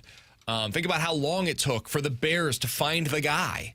They finally have him. And even now, they're just getting to where the Ravens have been already with Lamar Jackson. So I'd keep him, and I'd figure out who my next quarterback's going to, or my next head coach is going to be. And build around Lamar once again. If it fails next time around, then you look at potentially exploring that move. At that point, Lamar might be too washed up, beat up, old, whatever adjective you want to use. At that point, might be a little late on the Lamar front, too. Coming up in 15 minutes, we're going to dive into the junk drawer. But next, Mizzou landed its portal quarterback. So did Illinois. How are we feeling about these two decisions? Both of them very different from one another. We'll talk about it next year on 101 ESPN.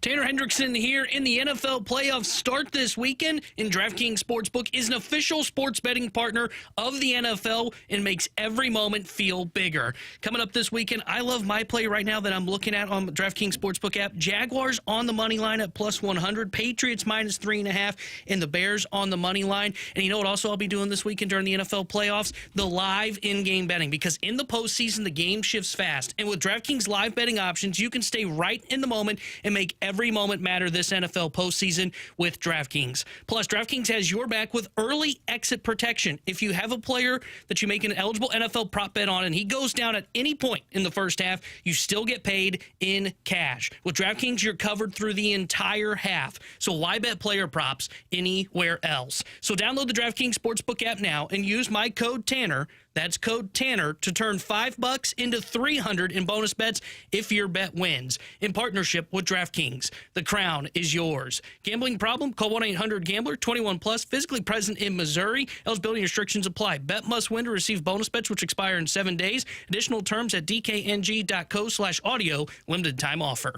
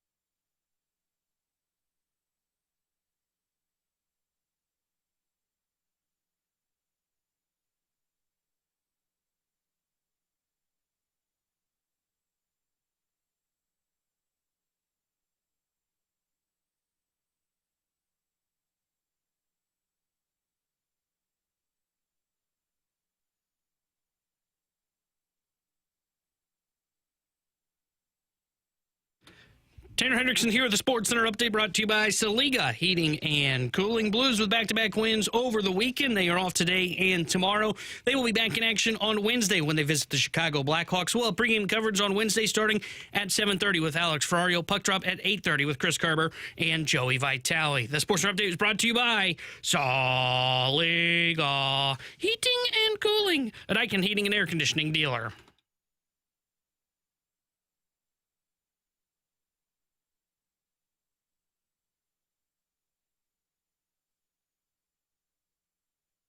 Alongside Alex and T-Bone on BK, so both Mizzou and Illinois added new quarterbacks over the weekend. Alex, for Mizzou, it's Austin Simmons. For those unfamiliar, he was the backup quarterback this year at Ole Miss. That was not supposed to be the plan. He came into the season as the established starter for Ole Miss, was not great early on this season, got hurt, and ultimately Trinidad Chambliss became the starter and never looked back. He stole that job. He wally-pipped Austin Simmons. Now, for Illinois, it's a very different story. They are going with East Carolina starter Caden Hauser.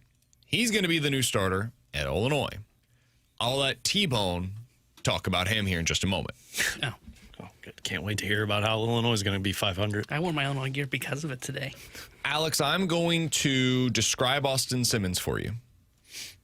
And you can tell me what your takeaway is from this. This is based upon scouting reports that I've both read and heard from people that have seen him play more than I have, including people that cover him at Ole Miss. Unbelievable arm. Like, elite level arm. One of the best in all of college football. Can make any throw on the football field.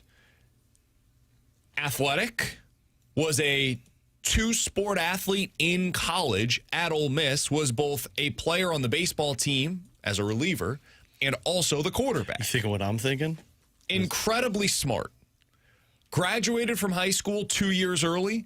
Already has a degree from college after 3 years at the collegiate level as well. Dang. 20 years old and has his undergraduate finished. Oh, my God. Also, apparently a great leader. Guys gravitate toward him. He has a charisma about him. You need to give me the negatives. Also, can't seem to read a defense yet. Oh, God. Has real issues both with bad decision-making on interceptions, ball security on fumbles as well. There are some questions about sustainability with his health as well. He got hurt this year, and it seems to be like he takes too many hits, and that's part of the process with him as well. So not sure on, he's very bright, but football IQ-wise, can he process things quick enough to be able to succeed at this level? It's at least an open-ended question. We don't know the answer just yet. If he can, he's got all of the ability to be a legit elite starter at this level. We just don't know if he can do it just yet. And so when you hear that scouting report... How do you feel? I wish you wouldn't have ended on the way you did. You maybe like sandwiched it together with can't read defenses, but all this other stuff. Correct me if I'm wrong. This was supposed to be his first full year, correct? At Ole Miss this past season, yes. Okay. So everything you just told me gets me very excited as a Mizzou fan, because to tell me that he's got the elite arm, to tell me that he's got the elite athletic ability, and he's got an elite leadership quality, all of those are like, cool, that's the quality that I've been searching for the Mizzou quarterback. Also 6'4", 220 pounds. Good God, Big man. guy. Makes sense why he likes to take hits, because he's big. The ending part is why I'm like, yeah, cool. And why I asked that first year, because I heard Gabe DeArmond say it today with TMA. They also did this last year where they went out there and got a guy who was his first full year as a starting quarterback, Correct. and you're bringing him to the SEC, and it didn't work. Now, Prabula wasn't this elite level arm. Prabula was more of the running quality, and I don't know the leadership quality compared to this. Regardless, it's a project. And after our interview last week with Mac Brown in terms of the offensive coordinator that they're bringing in and how he's able to work and get the best out of these guys, I would say I'm very excited about it. Now, doesn't change my expectations for Mizzou, because I still think the roster around the quarterback needs to be significantly upgraded in terms of your offensive, especially this guy likes to get hit. You need to get him some little bit better protection and better weapons. But everything you just said is telling me you're going for a shot in the dark here. You're going for upside to where, hey, if all things click, this guy's got Heisman ability. Great. I will take it, because how many times have we seen guys that don't live up to the expectations that Simmons has and goes out there and dominates? So I'm all aboard this. You're putting the trust in your offensive coordinator to coach him up. T-Bone? I kind of like it for Mizzou. I like the fact that they went with an upside swing here. So you get a guy that's got a cannon of an arm. Well, we've talked about, you mentioned it, their lack of a passing game.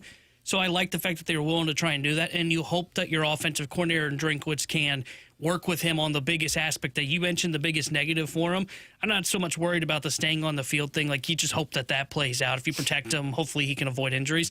The more concerning part was the reading of defense, right? I think that's the biggest reason we saw DJ Lagway really struggle for this year. He couldn't read a defense to save his life. I think you can hope that you can work with the coordinator, work with Eli Drinkwitz. You start to really develop that. And if he doesn't work out, we know you got Zollers waiting in the wings, and then Zollers takes over for him. But I like the fact that they were willing to take a swing on a guy like this, because I also don't think there was a game management quarterback in the portal. Well, I think there was. He went to Illinois, but you hope. But I think if you're Missouri and you're in the SEC, you need to be taking swings like this if you're going to have any hopes of getting to the playoffs. Correct me if I'm wrong on this statement. This is a more upside play than just sticking with Matt Zollers. Because of the athletic ability and upside. They're pretty similar in terms of upside. Okay. I would say. So the talent level, they're both kind of on the same playing field? I mean, Zollers was a legit big-time prospect. So I think this kid might have a little bit more athleticism. He's got a little bit more of a live arm, but yeah, I mean, they're kind of similar. And this seems to be the profile that Drinkwitz is trying to find, because he did this with Sam Horn. We saw it with Zollers. We see it now with Austin Simmons. We saw him do this. There was a kid that they got, a four-star quarterback out of Washington a couple of years ago. Super athletic, big-time arm down the field. Now, he was a little smaller, but it seems like this is the profile of quarterback that Drinkwitz has been trying to add. Now, he couldn't get it last year in the portal and ultimately had to land on Bo Prabula. And I think that is influencing a lot of the analysis that I've seen on this decision. I love it, Alex. I think it's the perfect kind of addition for Mizzou this offseason. It's a really high upside play. You're hoping to hit a home run with Austin Simmons, and you might strike out. But when I heard the scouting report for Austin Simmons, my mind immediately went to, oh, that sounds like Drew Lock.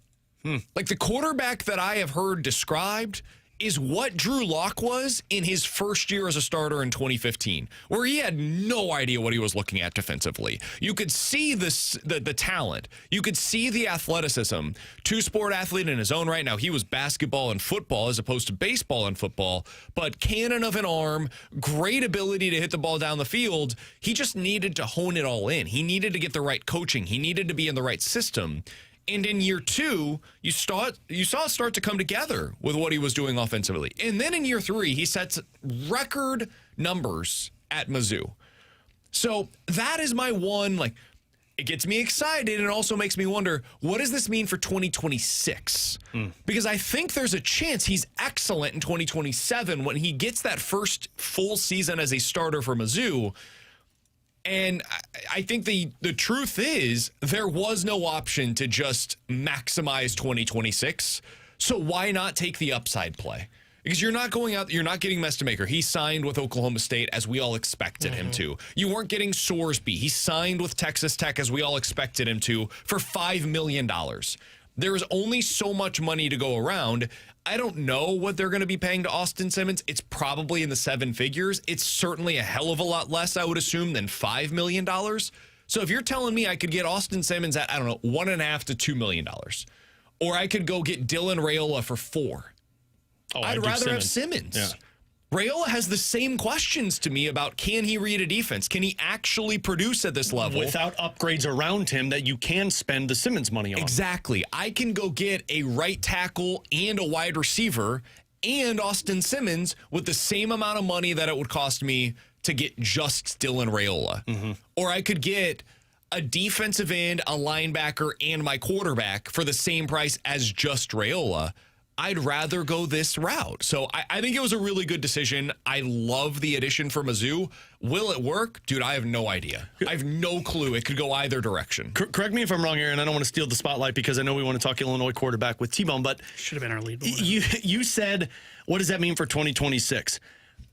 Is it a bad thing if it is somewhat of a quote-unquote lost season for 2026 if you're going longevity here? Because how many more years of eligibility would Simmons have? I think 2. I think that's right, yeah. So 2 after 2026 or 2026 and 2027? I'd have to look at he's a sophomore this year. I believe it's 2 more years of starting level. Okay. In NCAA, we could probably get 4 more. Yeah. Regardless, I'm asking longevity, which doesn't really match up with my question if he's only got 1 year after this year. But, man, let's say he was able to play 3 seasons, including 2026. If 2026 is a grooming season, and then 27 and 28, he knows SEC, and you're going for, hey, now we could be one of the better teams in the SEC because we've got this talent. I would take a lost season in 26 if you could give me that in the next 2.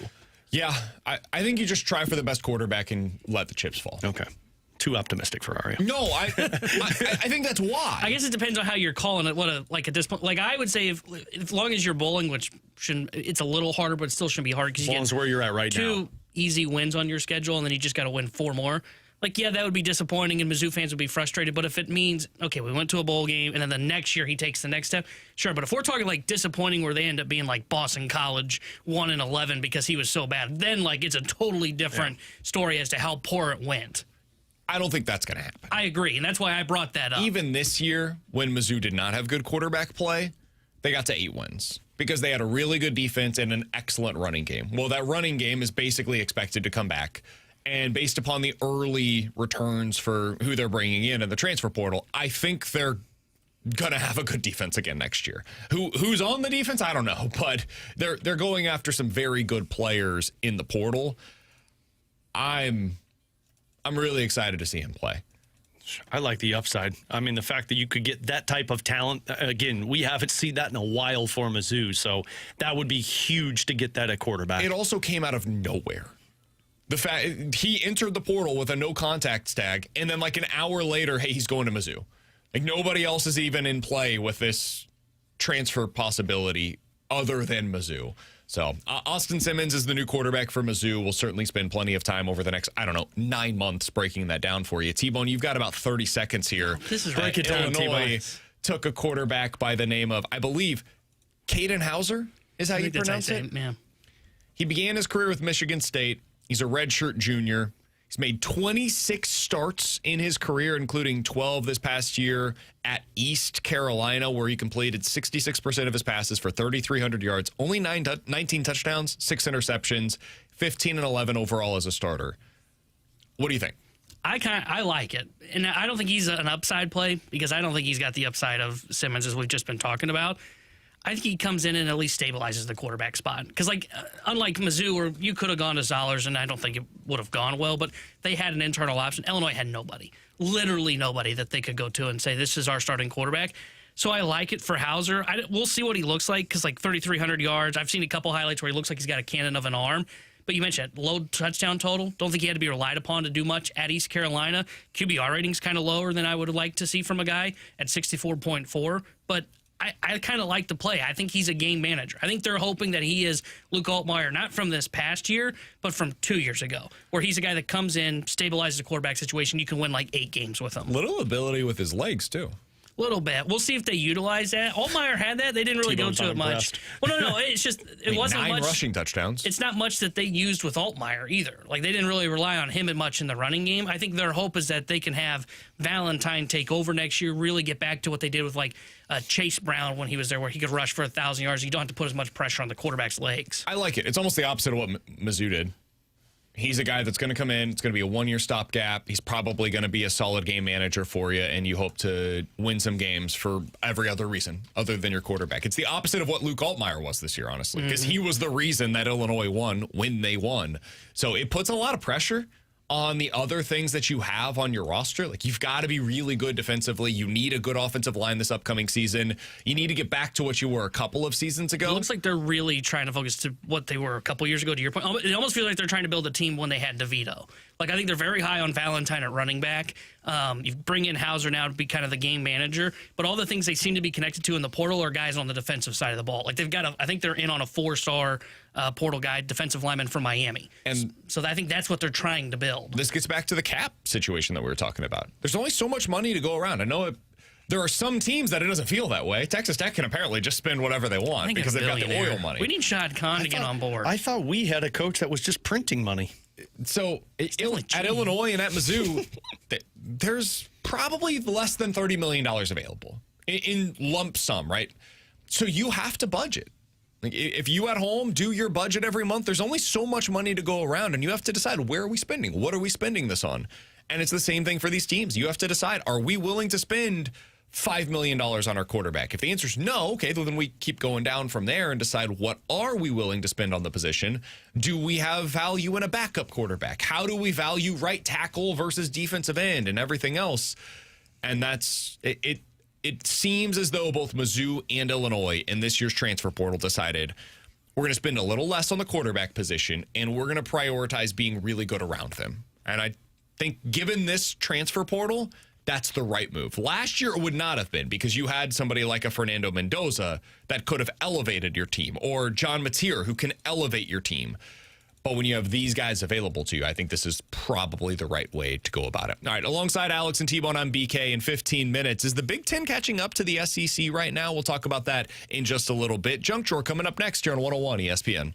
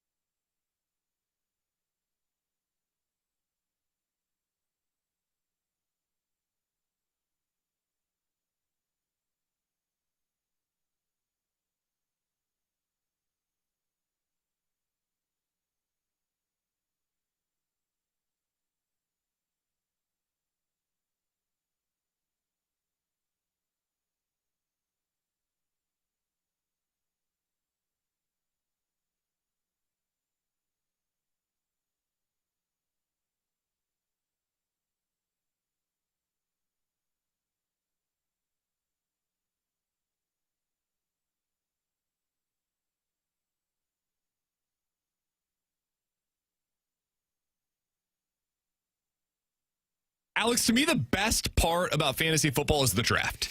You get the draft, and then everything else is gravy. Well, right now, if you want to draft for fantasy football for the playoffs, there's one place where you can do it. In my opinion, it's the best place to do it. It's over on the Underdog app. You can do it right now. They've got the mitten as part of the playoff best ball fantasy. You've got the big mitten. You've got the bigger mitten. It's all available for you over on the Underdog app. Explore it today. You can pick your players, and then you can win huge prizes. It's fantasy football, but for the playoffs over on the Underdog app. And maybe that's not your way to go. Maybe you just want to go individual plays. You could look over on the NBA. Super easy to use when you use the Underdog app. Just go into it, pick your favorite stats in terms of higher or lower, and it'll pay you could pay up to 5,000 times your cash. So download the Underdog app today. Make plays, win money, and if you use the promo code BKO, you score $75 in bonus entries when you play your first $5.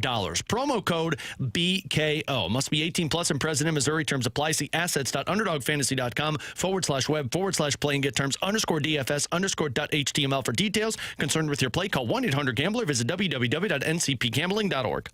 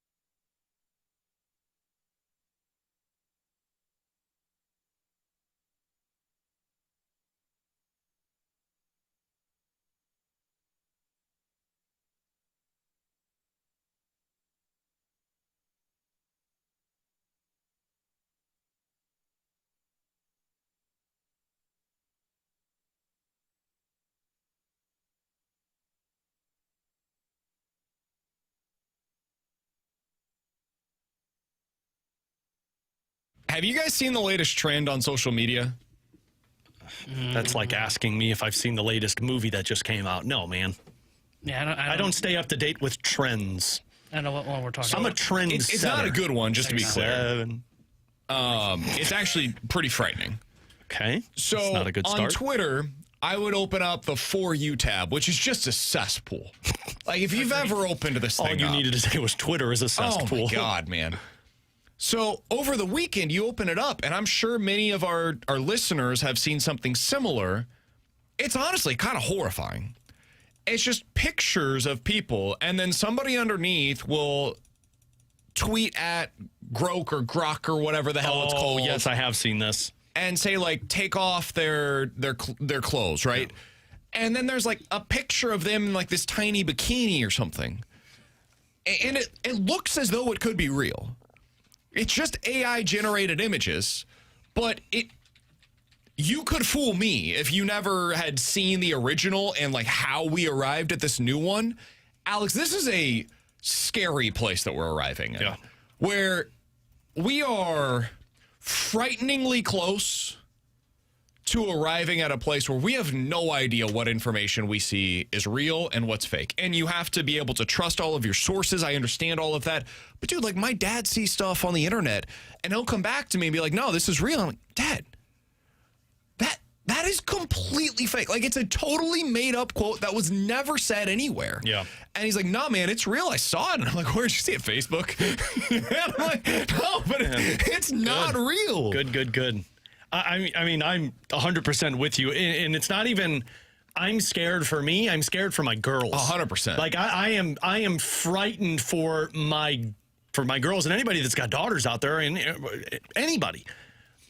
Like the fact that this type of stuff can hit social media and just continue to escalate to a point that gets beyond fixable. And I think I'm so frightened of it because I have all girls, because I know females can just be exploited with this stuff, because all you need to do is get one picture that is completely altered by AI. And then next thing you know, there's pictures floating around of people without clothes on. It's crazy. I hate it. I can't believe it's legal. There's no way this is legal. And that's the thing for me. Like, I understand, AI and where we're headed and how, it could benefit in certain areas. That's fine. But man, there is more negatives than positives on this front. And for me, I'm beyond the part where I'm caring, like I'm worried for the safety, but more than anything, I'm just scared for my girls to grow up in this world. And I said at the beginning jokingly, like, I've made my New Year's resolutions. One of them is finding a way to just try and eliminate social media beyond work, because the more I'm around it, then the more my girls think about it.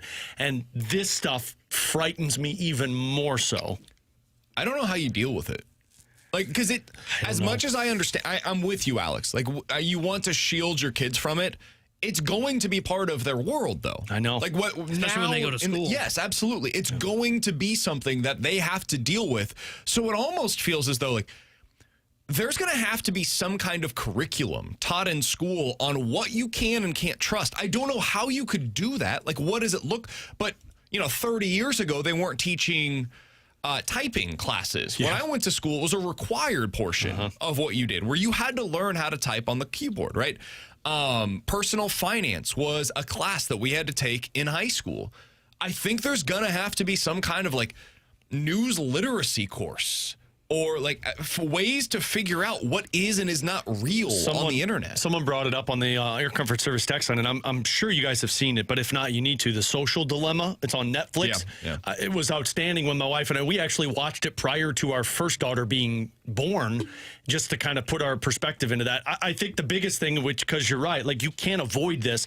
I think it's making it important and a fact to focus on our girls' self-esteem and self-awareness and being comfortable with who they are, so that they're not worried about other people, because somebody's right, like those fake nudes and fake pictures that go on all over social media, at a certain point, that's when you get to the mental awareness, and like that's where suicides come from, and people start self-harming because they're worried about all of this stuff that gets posted on social media. So I'm just scared as a parent, and I don't know how to go about this. Jake over on the YouTube chat said, my friend told his son to treat every photo and every text message to act as though they will end up on social media at some point before you do anything. Agreed. And that's kind of the way that I operated previously, especially in our position as being public-facing people. Here's the thing. That doesn't even matter anymore. No. You can just auto-generate a message and attach my name on it, and it looks as though I have sent something, and I may have never sent that text message before. So what previously you could just like not send something or not say something or not put something out on social media and it never gets out there. Now you may never do anything wrong, and it appears as though you have. Somebody else, T25STL said, or excuse me, this one comes from I Am Right 03 over on the YouTube chat.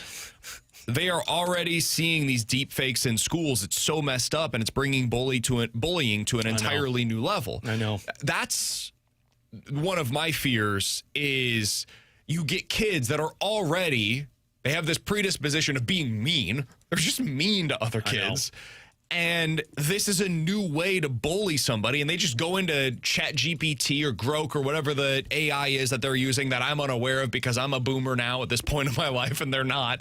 And they're just figuring out how to create messages or to create pictures of them doing something crazy. Have you guys ever seen the Black Mirror episode? No, I didn't. I tried to watch that show and I just couldn't get into it. There's one where there's this like European prime minister, and they've got this picture that's some kind of AI generation of him doing something. Oh, this was this was the first episode. This is the one we watched. It's something horrific with a pig. With a pig, yes. Yeah, and it's a fake picture. But it takes so long to figure out that it's fake that by the time that they do, all of the damage has already been done. So, anyways, it feels as though we're there. Protect your mental self and protect your kids right now, because my gosh, is it frightening out there. Somebody said, I like to assume BK signs his texts like grandparents do. Mac Brown did that. That's how we knew I do that for mine. Mac Brown. I do that for mine. I just do the abbreviation. I put AF so people know it's me. Do you really? Yeah. Not like with us, because it's us. I would assume that was an AI. Anytime I text somebody for our show or somebody like in a higher level of status, I always put AF at the end of it. So yeah, that was one of the things that I was most afraid of as we were on the winter break. I saw that on social media and thought to myself, how is this real? How is this legal? It's not. It can't be, but I don't know how you legislate it. You're paranoid about planes crashing into each other, man. I'm just paranoid about my children not being safe. And that probably never goes away. Trust me. I'll get there. I don't have one old enough yet to really see some of the fears. He's still very much under our control. That ends very soon, within the next few years. All right, coming up in about 15 minutes, the Diamondbacks appear to be opening things up for Brendan Donovan. We'll tell you about that connection in 10 minutes. But next, is the Big Ten catching up to the SEC right now on the football field? Talk about it here on 101 ESPN.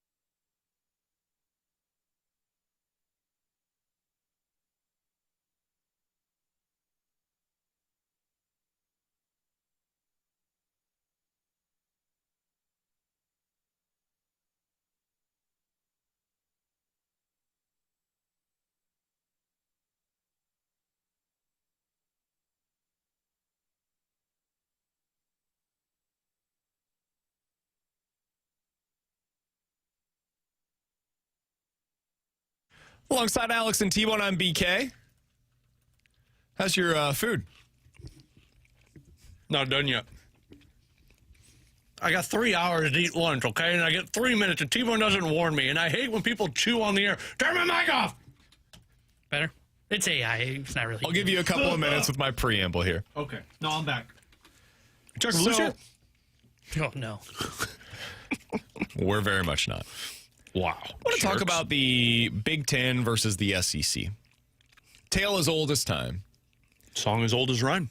The SEC is 2-7 in bowl games against non-SEC teams this year. Mizzou's one of those 7. They were. Alex, I generally don't care about bowl games. That being said, I thought this was reflected with the season that we just witnessed, where most of the year we said, I think there's a lot of good teams in the SEC. I don't think there's a single one that's great. I don't think Ole Miss, by the way, is great. I think they're really good. I think they've got a wildly talented quarterback, and the only thing that I can compare him to in recent college football lore is like Johnny Football, with the kind of playmaking ability that Trinidad Chambliss has. But I don't think they're like the perfect team, a particularly well-rounded team. Indiana is that. Ohio State, I believe, is that. Now, they lost, I understand that, but I still think they were one of the most well-rounded teams this year. They just got beat on that day by a team that had a dominant offensive and defensive line in Miami. The reason I bring all of this up is because it has once again become an argument, discussion, depending on your perspective of it. Is the SEC overrated? Is the SEC getting caught by the Big Ten when it comes to the quality of play? And there are some metrics that would suggest yes, including bowl resumes this season. Also, you look at the NFL draft. Last year was like 21-18 in terms of top 50 overall selections between the SEC compared to the Big Ten. The gap is closing compared to what it was in previous years. And I think when you watch these games, you can see like the talent has spread out. It is no longer consolidated to just the Southeastern Conference. You see legit special players in the Big Ten, especially at Oregon. That freshman defensive back that they have that played against Texas Tech, I think he had 3 picks in that game. That guy's unbelievable. Indiana, some of the players on that defensive line, Mendoza certainly, some of their wide receivers, special team. Do you think that we are seeing the gap shrink or even close completely between the SEC and the Big Ten at this point? I don't think we're seeing it shrink or close completely. I think we're seeing it shrink a little bit. I do think you're seeing some of the top teams in the Big Ten being comparable to what you see in the SEC. But the reason I still think the SEC is powerful is because it's such a gauntlet to have to go through. Like, we're talking about what the schedule's going to be for Mizzou next year, and it's because if you look at the SEC, you've got a lot of teams that are viewed as, yeah, they could be a college football playoff team. Whereas in the Big Ten, I think you got 3 to 5 to where it's like, yeah, they could be a college football playoff team. And then from there, it's pretty arguable the rest of the way. But I think this fluctuates. I think one year you might look at it as the Big Ten as the juggernaut, and then the next year you look at the SEC because it's the transfer portal.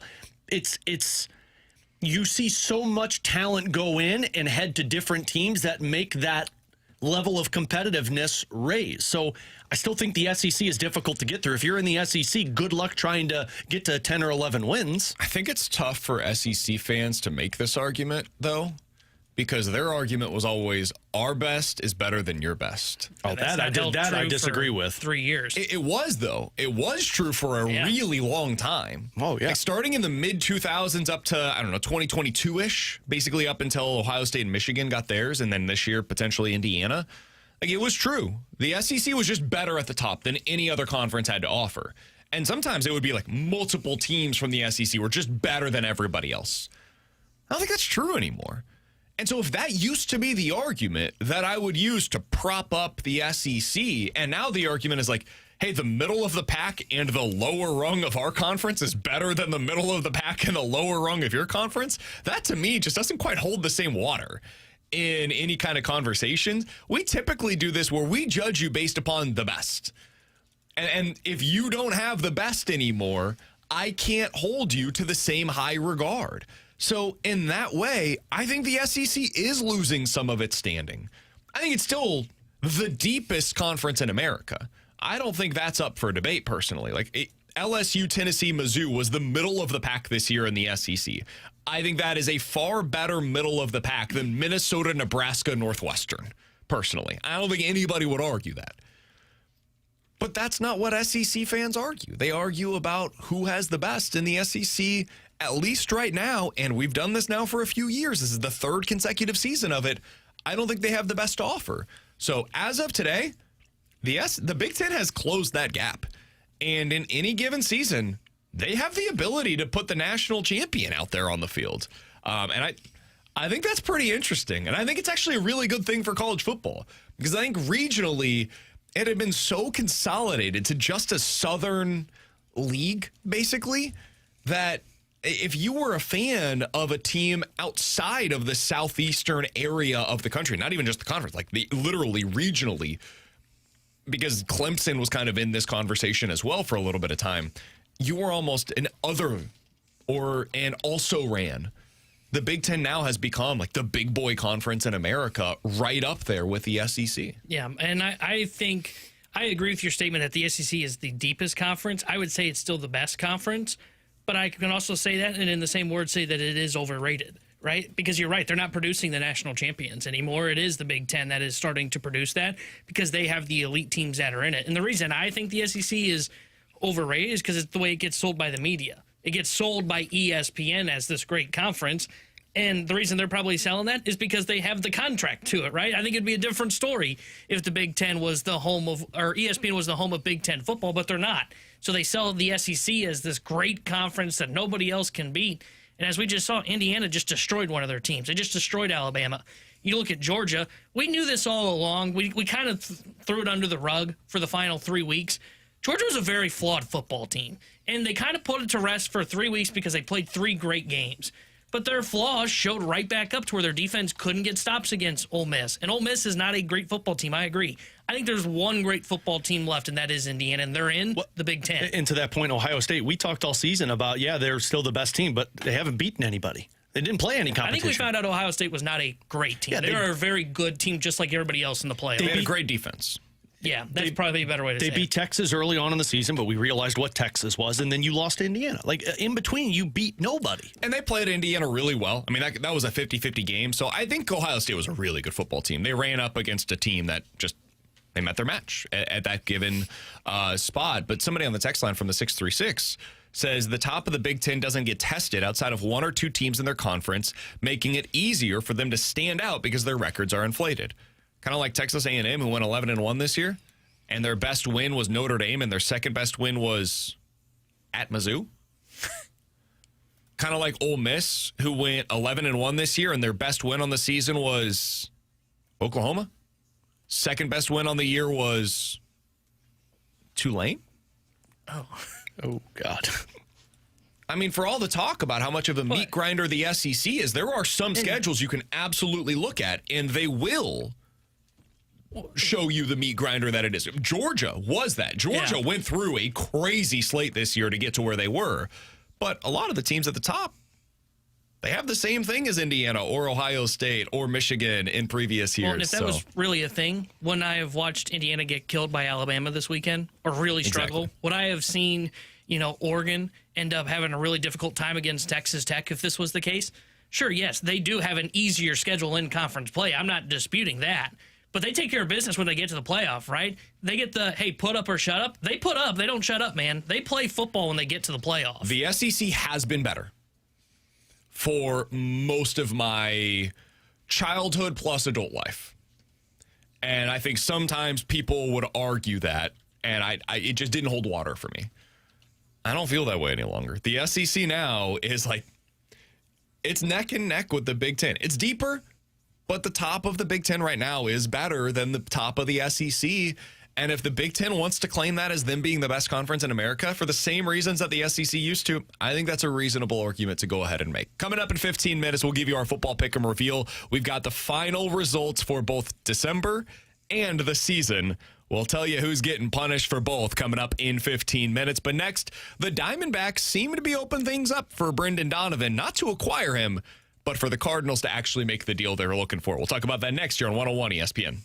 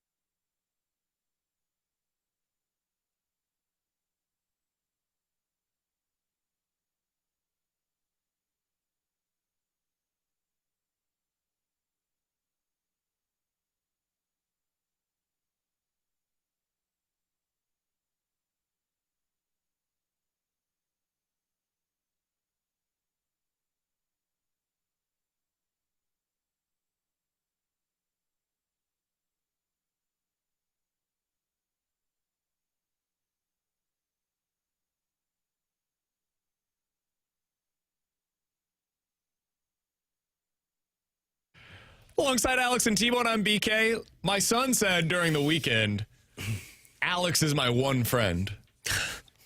You only got one friend, man? Yep, apparently, according to my son.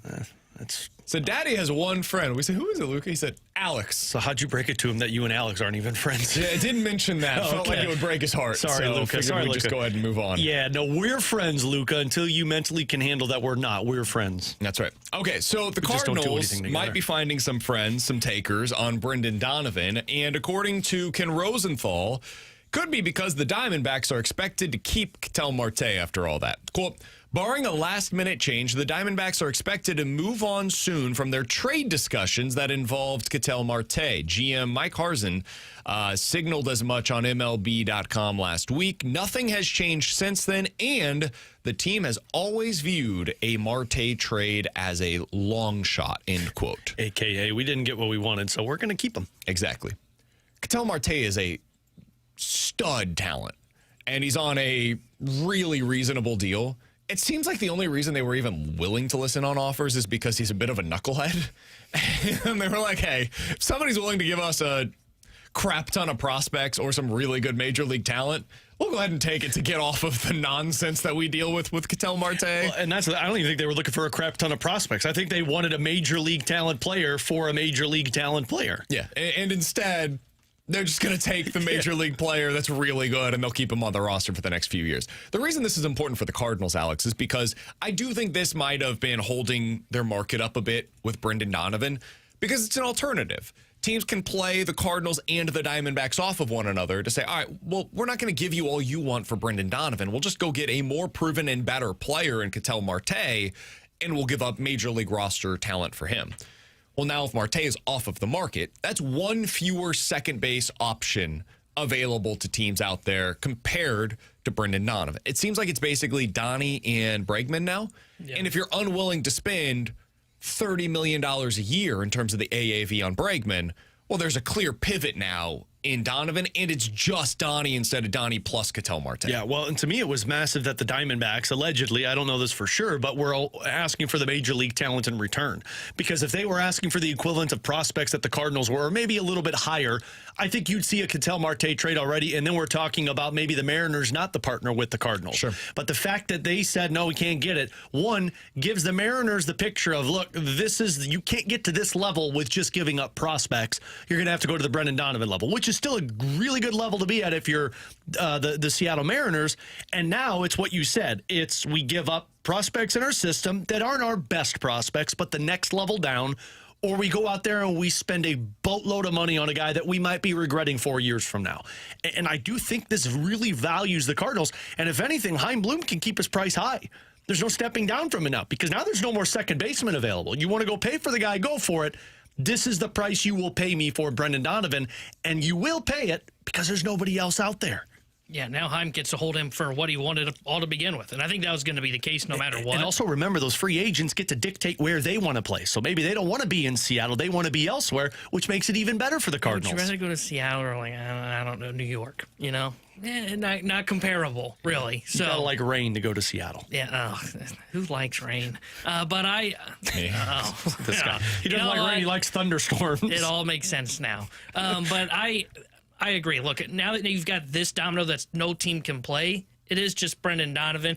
And if you're not a team that's going to spend on, I would throw Bichette in here as well. You mentioned Bregman. Bichette's another one that's rumored to be willing to play second base. Seattle's not going to pay for those guys. I don't think San Fran's in on those guys, and San Fran was connected to Brendan Donovan. So now they all have to really pivot towards him, and you could just bump up the bidding. And if one of those free agents signs before we see the Donovan trade, maybe that will bring in another suitor in towards Brendan Donovan as well. A team that misses out on a Bregman or misses out on Bichette, like Boston's been connected to Bregman, at least interest in a reunion or had interest in Marte. Maybe now they go back to the Donovan sweepstakes, and instead of having two teams, maybe you bring in a third into this bidding war. He's T-Bone, that's Alex on BK. It's 1:33. Your time check brought to you by Clarkson Jewelers, an officially licensed Rolex jeweler. Coming up in 15 minutes, we'll hit the rewind. But next, we'll give you the final pick'em reveal from BK and Ferrario for the 2025 season. I'm good because I don't even remember what we picked. We'll tell you who is getting punished for the month of December and for the entirety of the season. We'll get into that next here on 101 ESPN.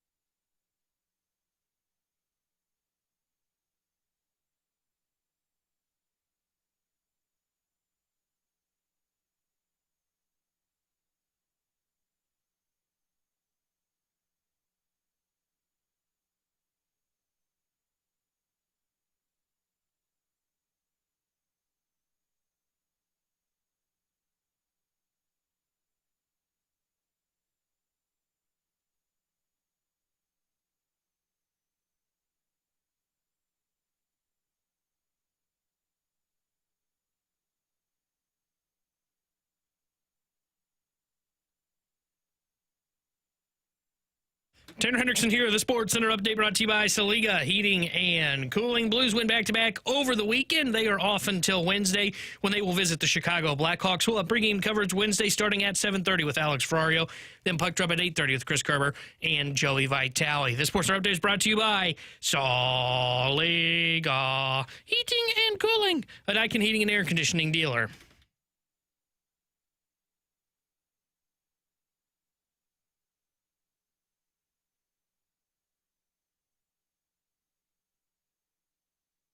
Alongside Alex and T-Bone, I'm BK. We'll continue picking games as we go along here in the NFL's postseason, but it will no longer be part of the Pick'em Challenge because this past week was our final week of the Pick'em. Can finally enjoy my weekends now. Came into the week and T-Bone basically needed a miracle. Yeah, he needed the Hail Mary. Yep, he needed to get everything correct and basically needed me to miss everything for the full season. And then on the December results, that one was still at least in play. I was still subject, or I'm still subject to failure. I came into the week with 12. Alex had 10. T-Bone had 8 coming into the week. So December still very much in play. And then Alex had a hell of a week. Let's go ahead and start with your picks, Alex. Then we'll get to mine, and then we'll hear how T-Bone did this week in the Pick'em Challenge. If you're new to this, we make 3 picks against the spread every week during the football season. No props, no point totals, just against the spread. Game has to be played prior to our next show on the air. Alex's 1-point play was in the NFL, and he basically focused on teams that have something to prove. Here's his first one. My 1-point play, I have the Bills -7 at home against the Jets. I think they're going to try and make good for what just took place this past week. I think they cover that one easily against the Jets, who are a disaster. Trubisky has some time. Throwing end zone. It is Gabe Davis. What a catch by Davis. His first touchdown of the season. Raise your hand if you knew Mitch Trubisky was going to be playing in that game. At the time, I was like, Josh Allen will probably play, but no, I should have thought. I think we told you that he was only going to get the start and then would drop out. Yeah, because it was dependent on. Oh no, they were basically kind of. Yeah, they were already solidified. Your other. Yeah. Well, regardless, it didn't matter who was starting quarterback because guess what? The truest statement that I made on that one. Are the Jets sure they should keep Glenn? They're trash. No, they're not. And I mean, they are. I'm not. Yeah. Have you seen the crop of coaches available? I know, but I mean, look at how badly they gave up on the year. Dude, they had 0 interceptions this season. Hard to do. As a team. They have a defensive-minded head coach, and they traded away both of their best defensive assets this season. Think about that for a minute. The last time that a team had 0 interceptions in a season was 1933. Oh, let's do some fun names on that team. There had to have been a Sparky. That's pre-NFL. What was that, like AFL? Dude, yeah. To do that in today's day and age what was the team? Is crazy. I'd have to look. Would you just grok it? Yeah. We complained in the junk drawer about grokking. You just grokked it. 1933 was the year. I'd have to check on who the team is. Oh, since the NFL started recording it, 1933. So there's no team that's ever done this. I don't think a team has ever done it. Let's find a team then in 1933. It's pretty incredible. All right, your 2-point play, Alex, was also my 1-point play, and boy, did we have a sweat on this one. The Steelers are at home, and the Steelers have consistently played well against the Baltimore Ravens, and I think that trend will continue. I don't know if they win this game outright. I do believe they will lose by 3 or fewer points, though, and the line is 3.5 points in favor of the Ravens, again, on the road. Give me as my 1-point play this week, the Steelers plus 3.5 against the Ravens. My 2-point play, T-Bone. There's playoff implications still, and I think that matters for the Steelers more than it does for the Ravens, and so I loved that play, plus 3.5. The final play of the regular season for the final spot in the playoffs. Tyler Luke from 44. Snap good. Holden. The kick is no good. It is wide right. And the Steelers are the champions of the North. That's crazy. What a game, man. Yeah. And what a finish. I still don't think the Steelers are any good. Agreed. I don't trust them at all. It didn't matter who was winning that game. Somebody was going to lose in the first round. Nice 2-point play for Alex. 1-point play for me. Let's get to your 3-point play, Alex. And then my 3-point play, I'm going to the one that BK refused to make the last time they played against each other. I'm taking the Patriots minus 10.5 against the Dolphins at home. Because you know why? Dolphins can't play well in cold weather. 3rd and 2. Mays got Stevenson. Touchdown. Dolphins wanted to be anywhere else other than New England. Yeah, did you hear him go, Cancun on 3? Theo Weiss, another good game for him. Let's acknowledge what we should be acknowledging, ladies and gentlemen. Another perfect week by Ferrario. Wow! It's a good one for you, man. Nice time finish. He jumped on board with BK Alex finished with 59 points in our Pick'em Challenge T-Bone, don't be jealous that you suck at making picks. 59 points. That's pretty tough. damn impressive. There were man. a lot of perfect weeks for your boy over here. Well done by you. He ends up with 16. Take that sweat off, T-Bone. For the month of December. well. Let's get to my picks to see where I'm at. I already had the 1. Let's see how far I was able to go and to see what T-Bone has to make up. My 2-point play will be the Chicago Bears at home minus 2.5 points against the Detroit Lions. The Lions are just playing out the string here. It's gone poorly. I'll go ahead and leave it at that. From 42 yards out, try to give the Lions the W. Snap and hold are good, and the kick is up and good, and the Lions going to finish their year with a win in Chicago, 19-16. That was frustrating, man. I thought the Bears, they just couldn't do anything offensively in the first half. If they had any amount of offense in the first half, I think they win the game. But they couldn't, and ultimately they had too little too late. But, man, that one hurt. I thought they were going to win. Well, should have checked. They didn't, and ultimately that's an L for me. And the final game that I picked took place on Saturday. My 3-point play will take place on Saturday night as the San Francisco 49ers are at home against the Seattle Seahawks. You remember a year ago, Alex, this time last year, Sam Darnold went into a huge game in Week 18. Gotta have it. And what did Sam Darnold do? Peed down his leg. He did what he always does in these games. Give me San Francisco plus 1.5 at home against the Seattle Seahawks. 3rd down and 2, Charbonnet. He's got it and plenty more. Touchdown, Seattle. That one's frustrating, too. Yeah. I mean, Darnold played fine. He wasn't great, but he was fine. And their running game was more than good enough. They finished the day with 33 carries for $171. Yeah, the 49ers aren't going to win a game like that. And then when you add in the fact that Christian McCaffrey touched the ball 14 times for a total of 55 yards, yeah, you're done. Well, and the team can't Game over. they can't stop getting injured. I mean, multiple guys kept leaving the field in that football game. They didn't have their left tackle. I didn't know that he was going to be out in this game. They're a different team with Trent Williams on the field than they are without him. It was just a bad game by the 49ers all around. Offense was horrible. Credit, by the way, to the Seahawks. Their defense was amazing in that game. And that is the thing. If they're going to be a real contender this year, it's the defense that you're really betting on. I underestimated them. I did not think they had that kind of a performance in them defensively against the 49ers.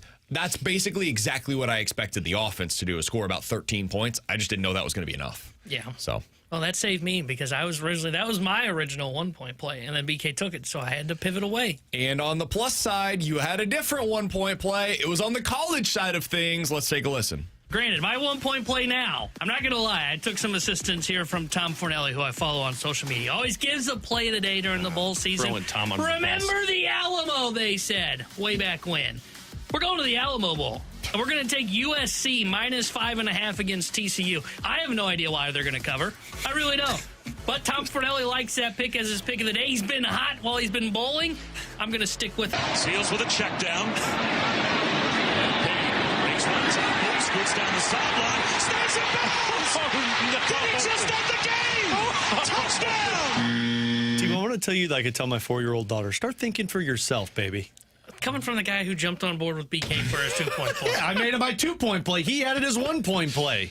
I also got my other 2 right that I didn't jump on board with. I should know not to trust Lincoln Riley and that team. You legitimately said I don't know why they're going to win. So that's a tough loss, though. TCU kicked a field goal as time expires to send it to overtime. Then USC settles for a field goal on their first possession.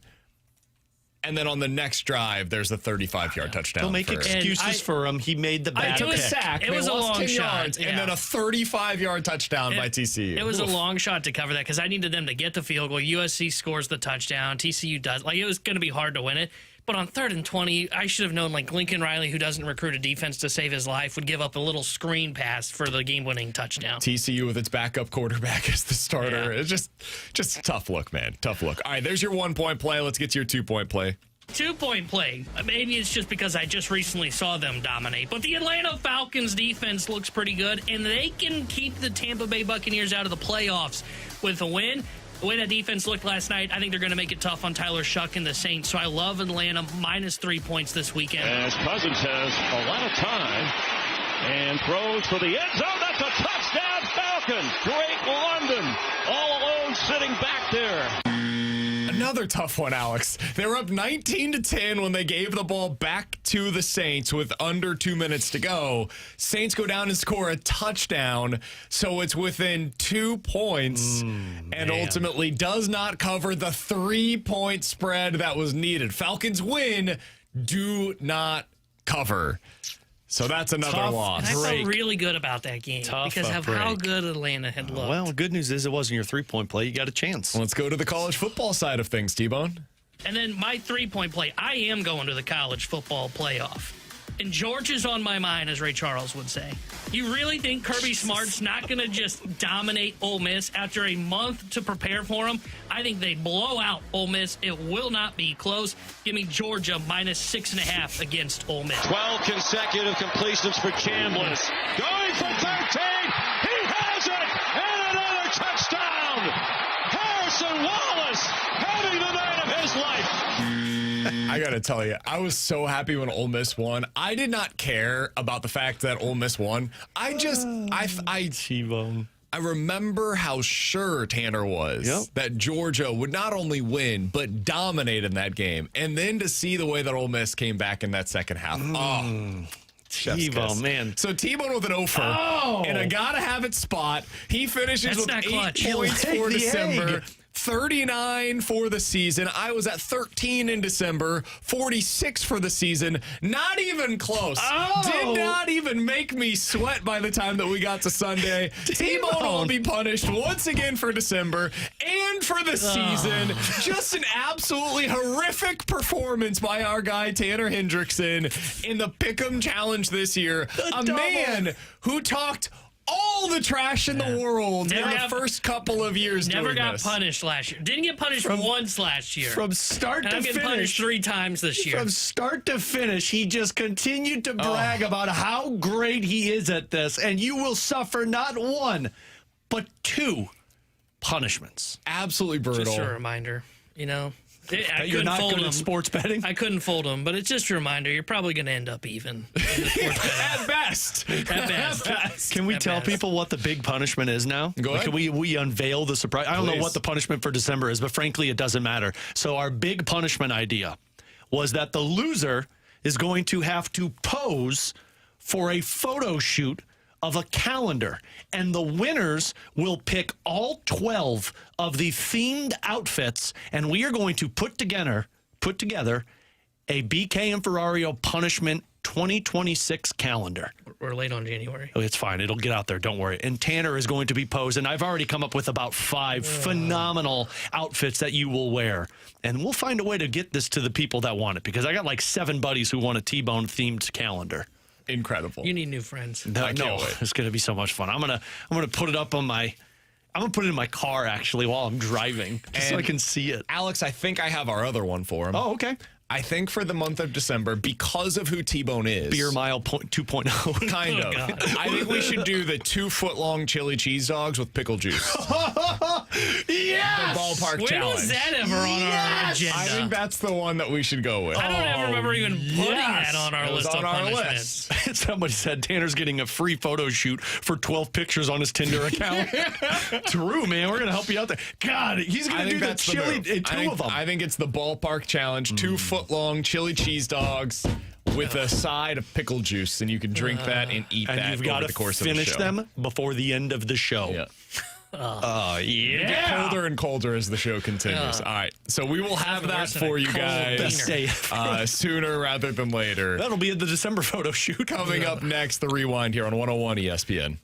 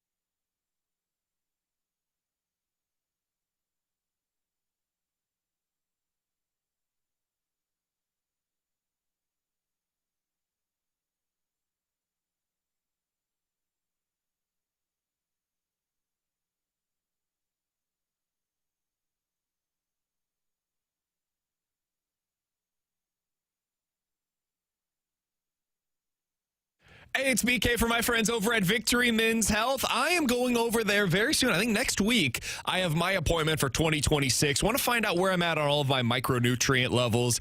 Did this previously. It helped me out a lot. They put together a plan that was personalized for me. It helps me unlock my inner champion. They can do the same for you. It doesn't have to be micronutrient labs. Could be help with erectile dysfunction. Maybe it's low testosterone signs that you're trying to get checked out. And you want to see, all right, where am I at? Where are my actual levels? They can find out for you, personalize a plan to make sure you are the best version of yourself and to unlock that inner champion. They can also help as we get to the new year with the weight loss goals that you're trying to meet. They have vitamin infusions, a supplement shop, red light therapy, cardiovascular testing.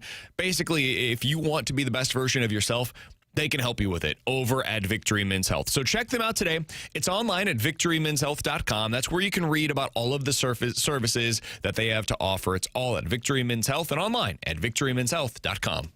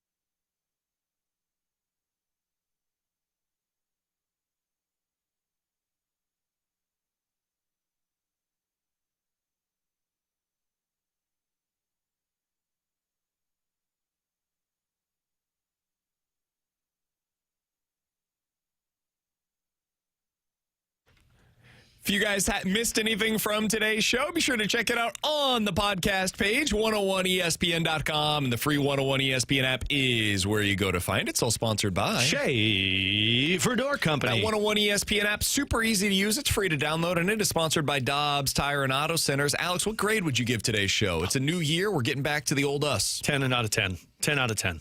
This is a phenomenal show today. It's good to be back. Yeah. I missed you guys. No, I missed the show. Didn't say what you said. I missed the listeners. I missed the interaction. I missed getting up when our show started. T-Bone, I'll say it again. I mean, grow up. No. What time did you get up on average? Yeah, what was your sleep About 11. schedule? What was your sleep schedule? So I would go to bed. Well, the first two nights it was about 2. And then I got a little aggressive and was binging a show, so 3. And then I would get up about 11, 11:30 and have my cup of coffee and then get the day going. When was the last time you stayed up till 2 or 3 in the morning? We stayed up till 2. I guess it would have been on New Year's Eve. I haven't stayed up 2 or 3 o'clock in the morning since the Blues won the Stanley Cup. I mean, T-Bone, I'm up pretty late regularly. Even now, I'm up most of the time until 12:30 or 1. No. But we also get up later than you guys do. Luca doesn't get up typically until like 8. Yeah. So I don't have a kid to wait. That's smart. That's smart, T-Bone. That's smart. I would give us a 9.3 today. the We'll go hell? 9.3. A really good start to the new year. We had a ton to discuss, so I don't know what we're talking about tomorrow. I was But going to say tomorrow might Today be was like great. the 7.9. Today, I don't know how you don't get a 10. T-Bone's going to suffer 2 punishments. That's why I'm giving it an 8. Oh, well, you should have given yourself an 8. I was the low man on the pecking order for the Fast Lanes Pick'em Challenge, so I think I'm going to be punished with them at some point this week. Guess what you forgot to do? You forgot to check with T-Bone and Ferrario before you made your picks. Yep. So that's why I'm going to be punished at some point this week for the Fast Lane. So be sure to stay tuned for that. Check out the podcast page for us. For Alex and T-Bone, I'm BK. We'll talk to you guys tomorrow at 11 a.m. The Fast Lane's coming up next here on 101 ESPN.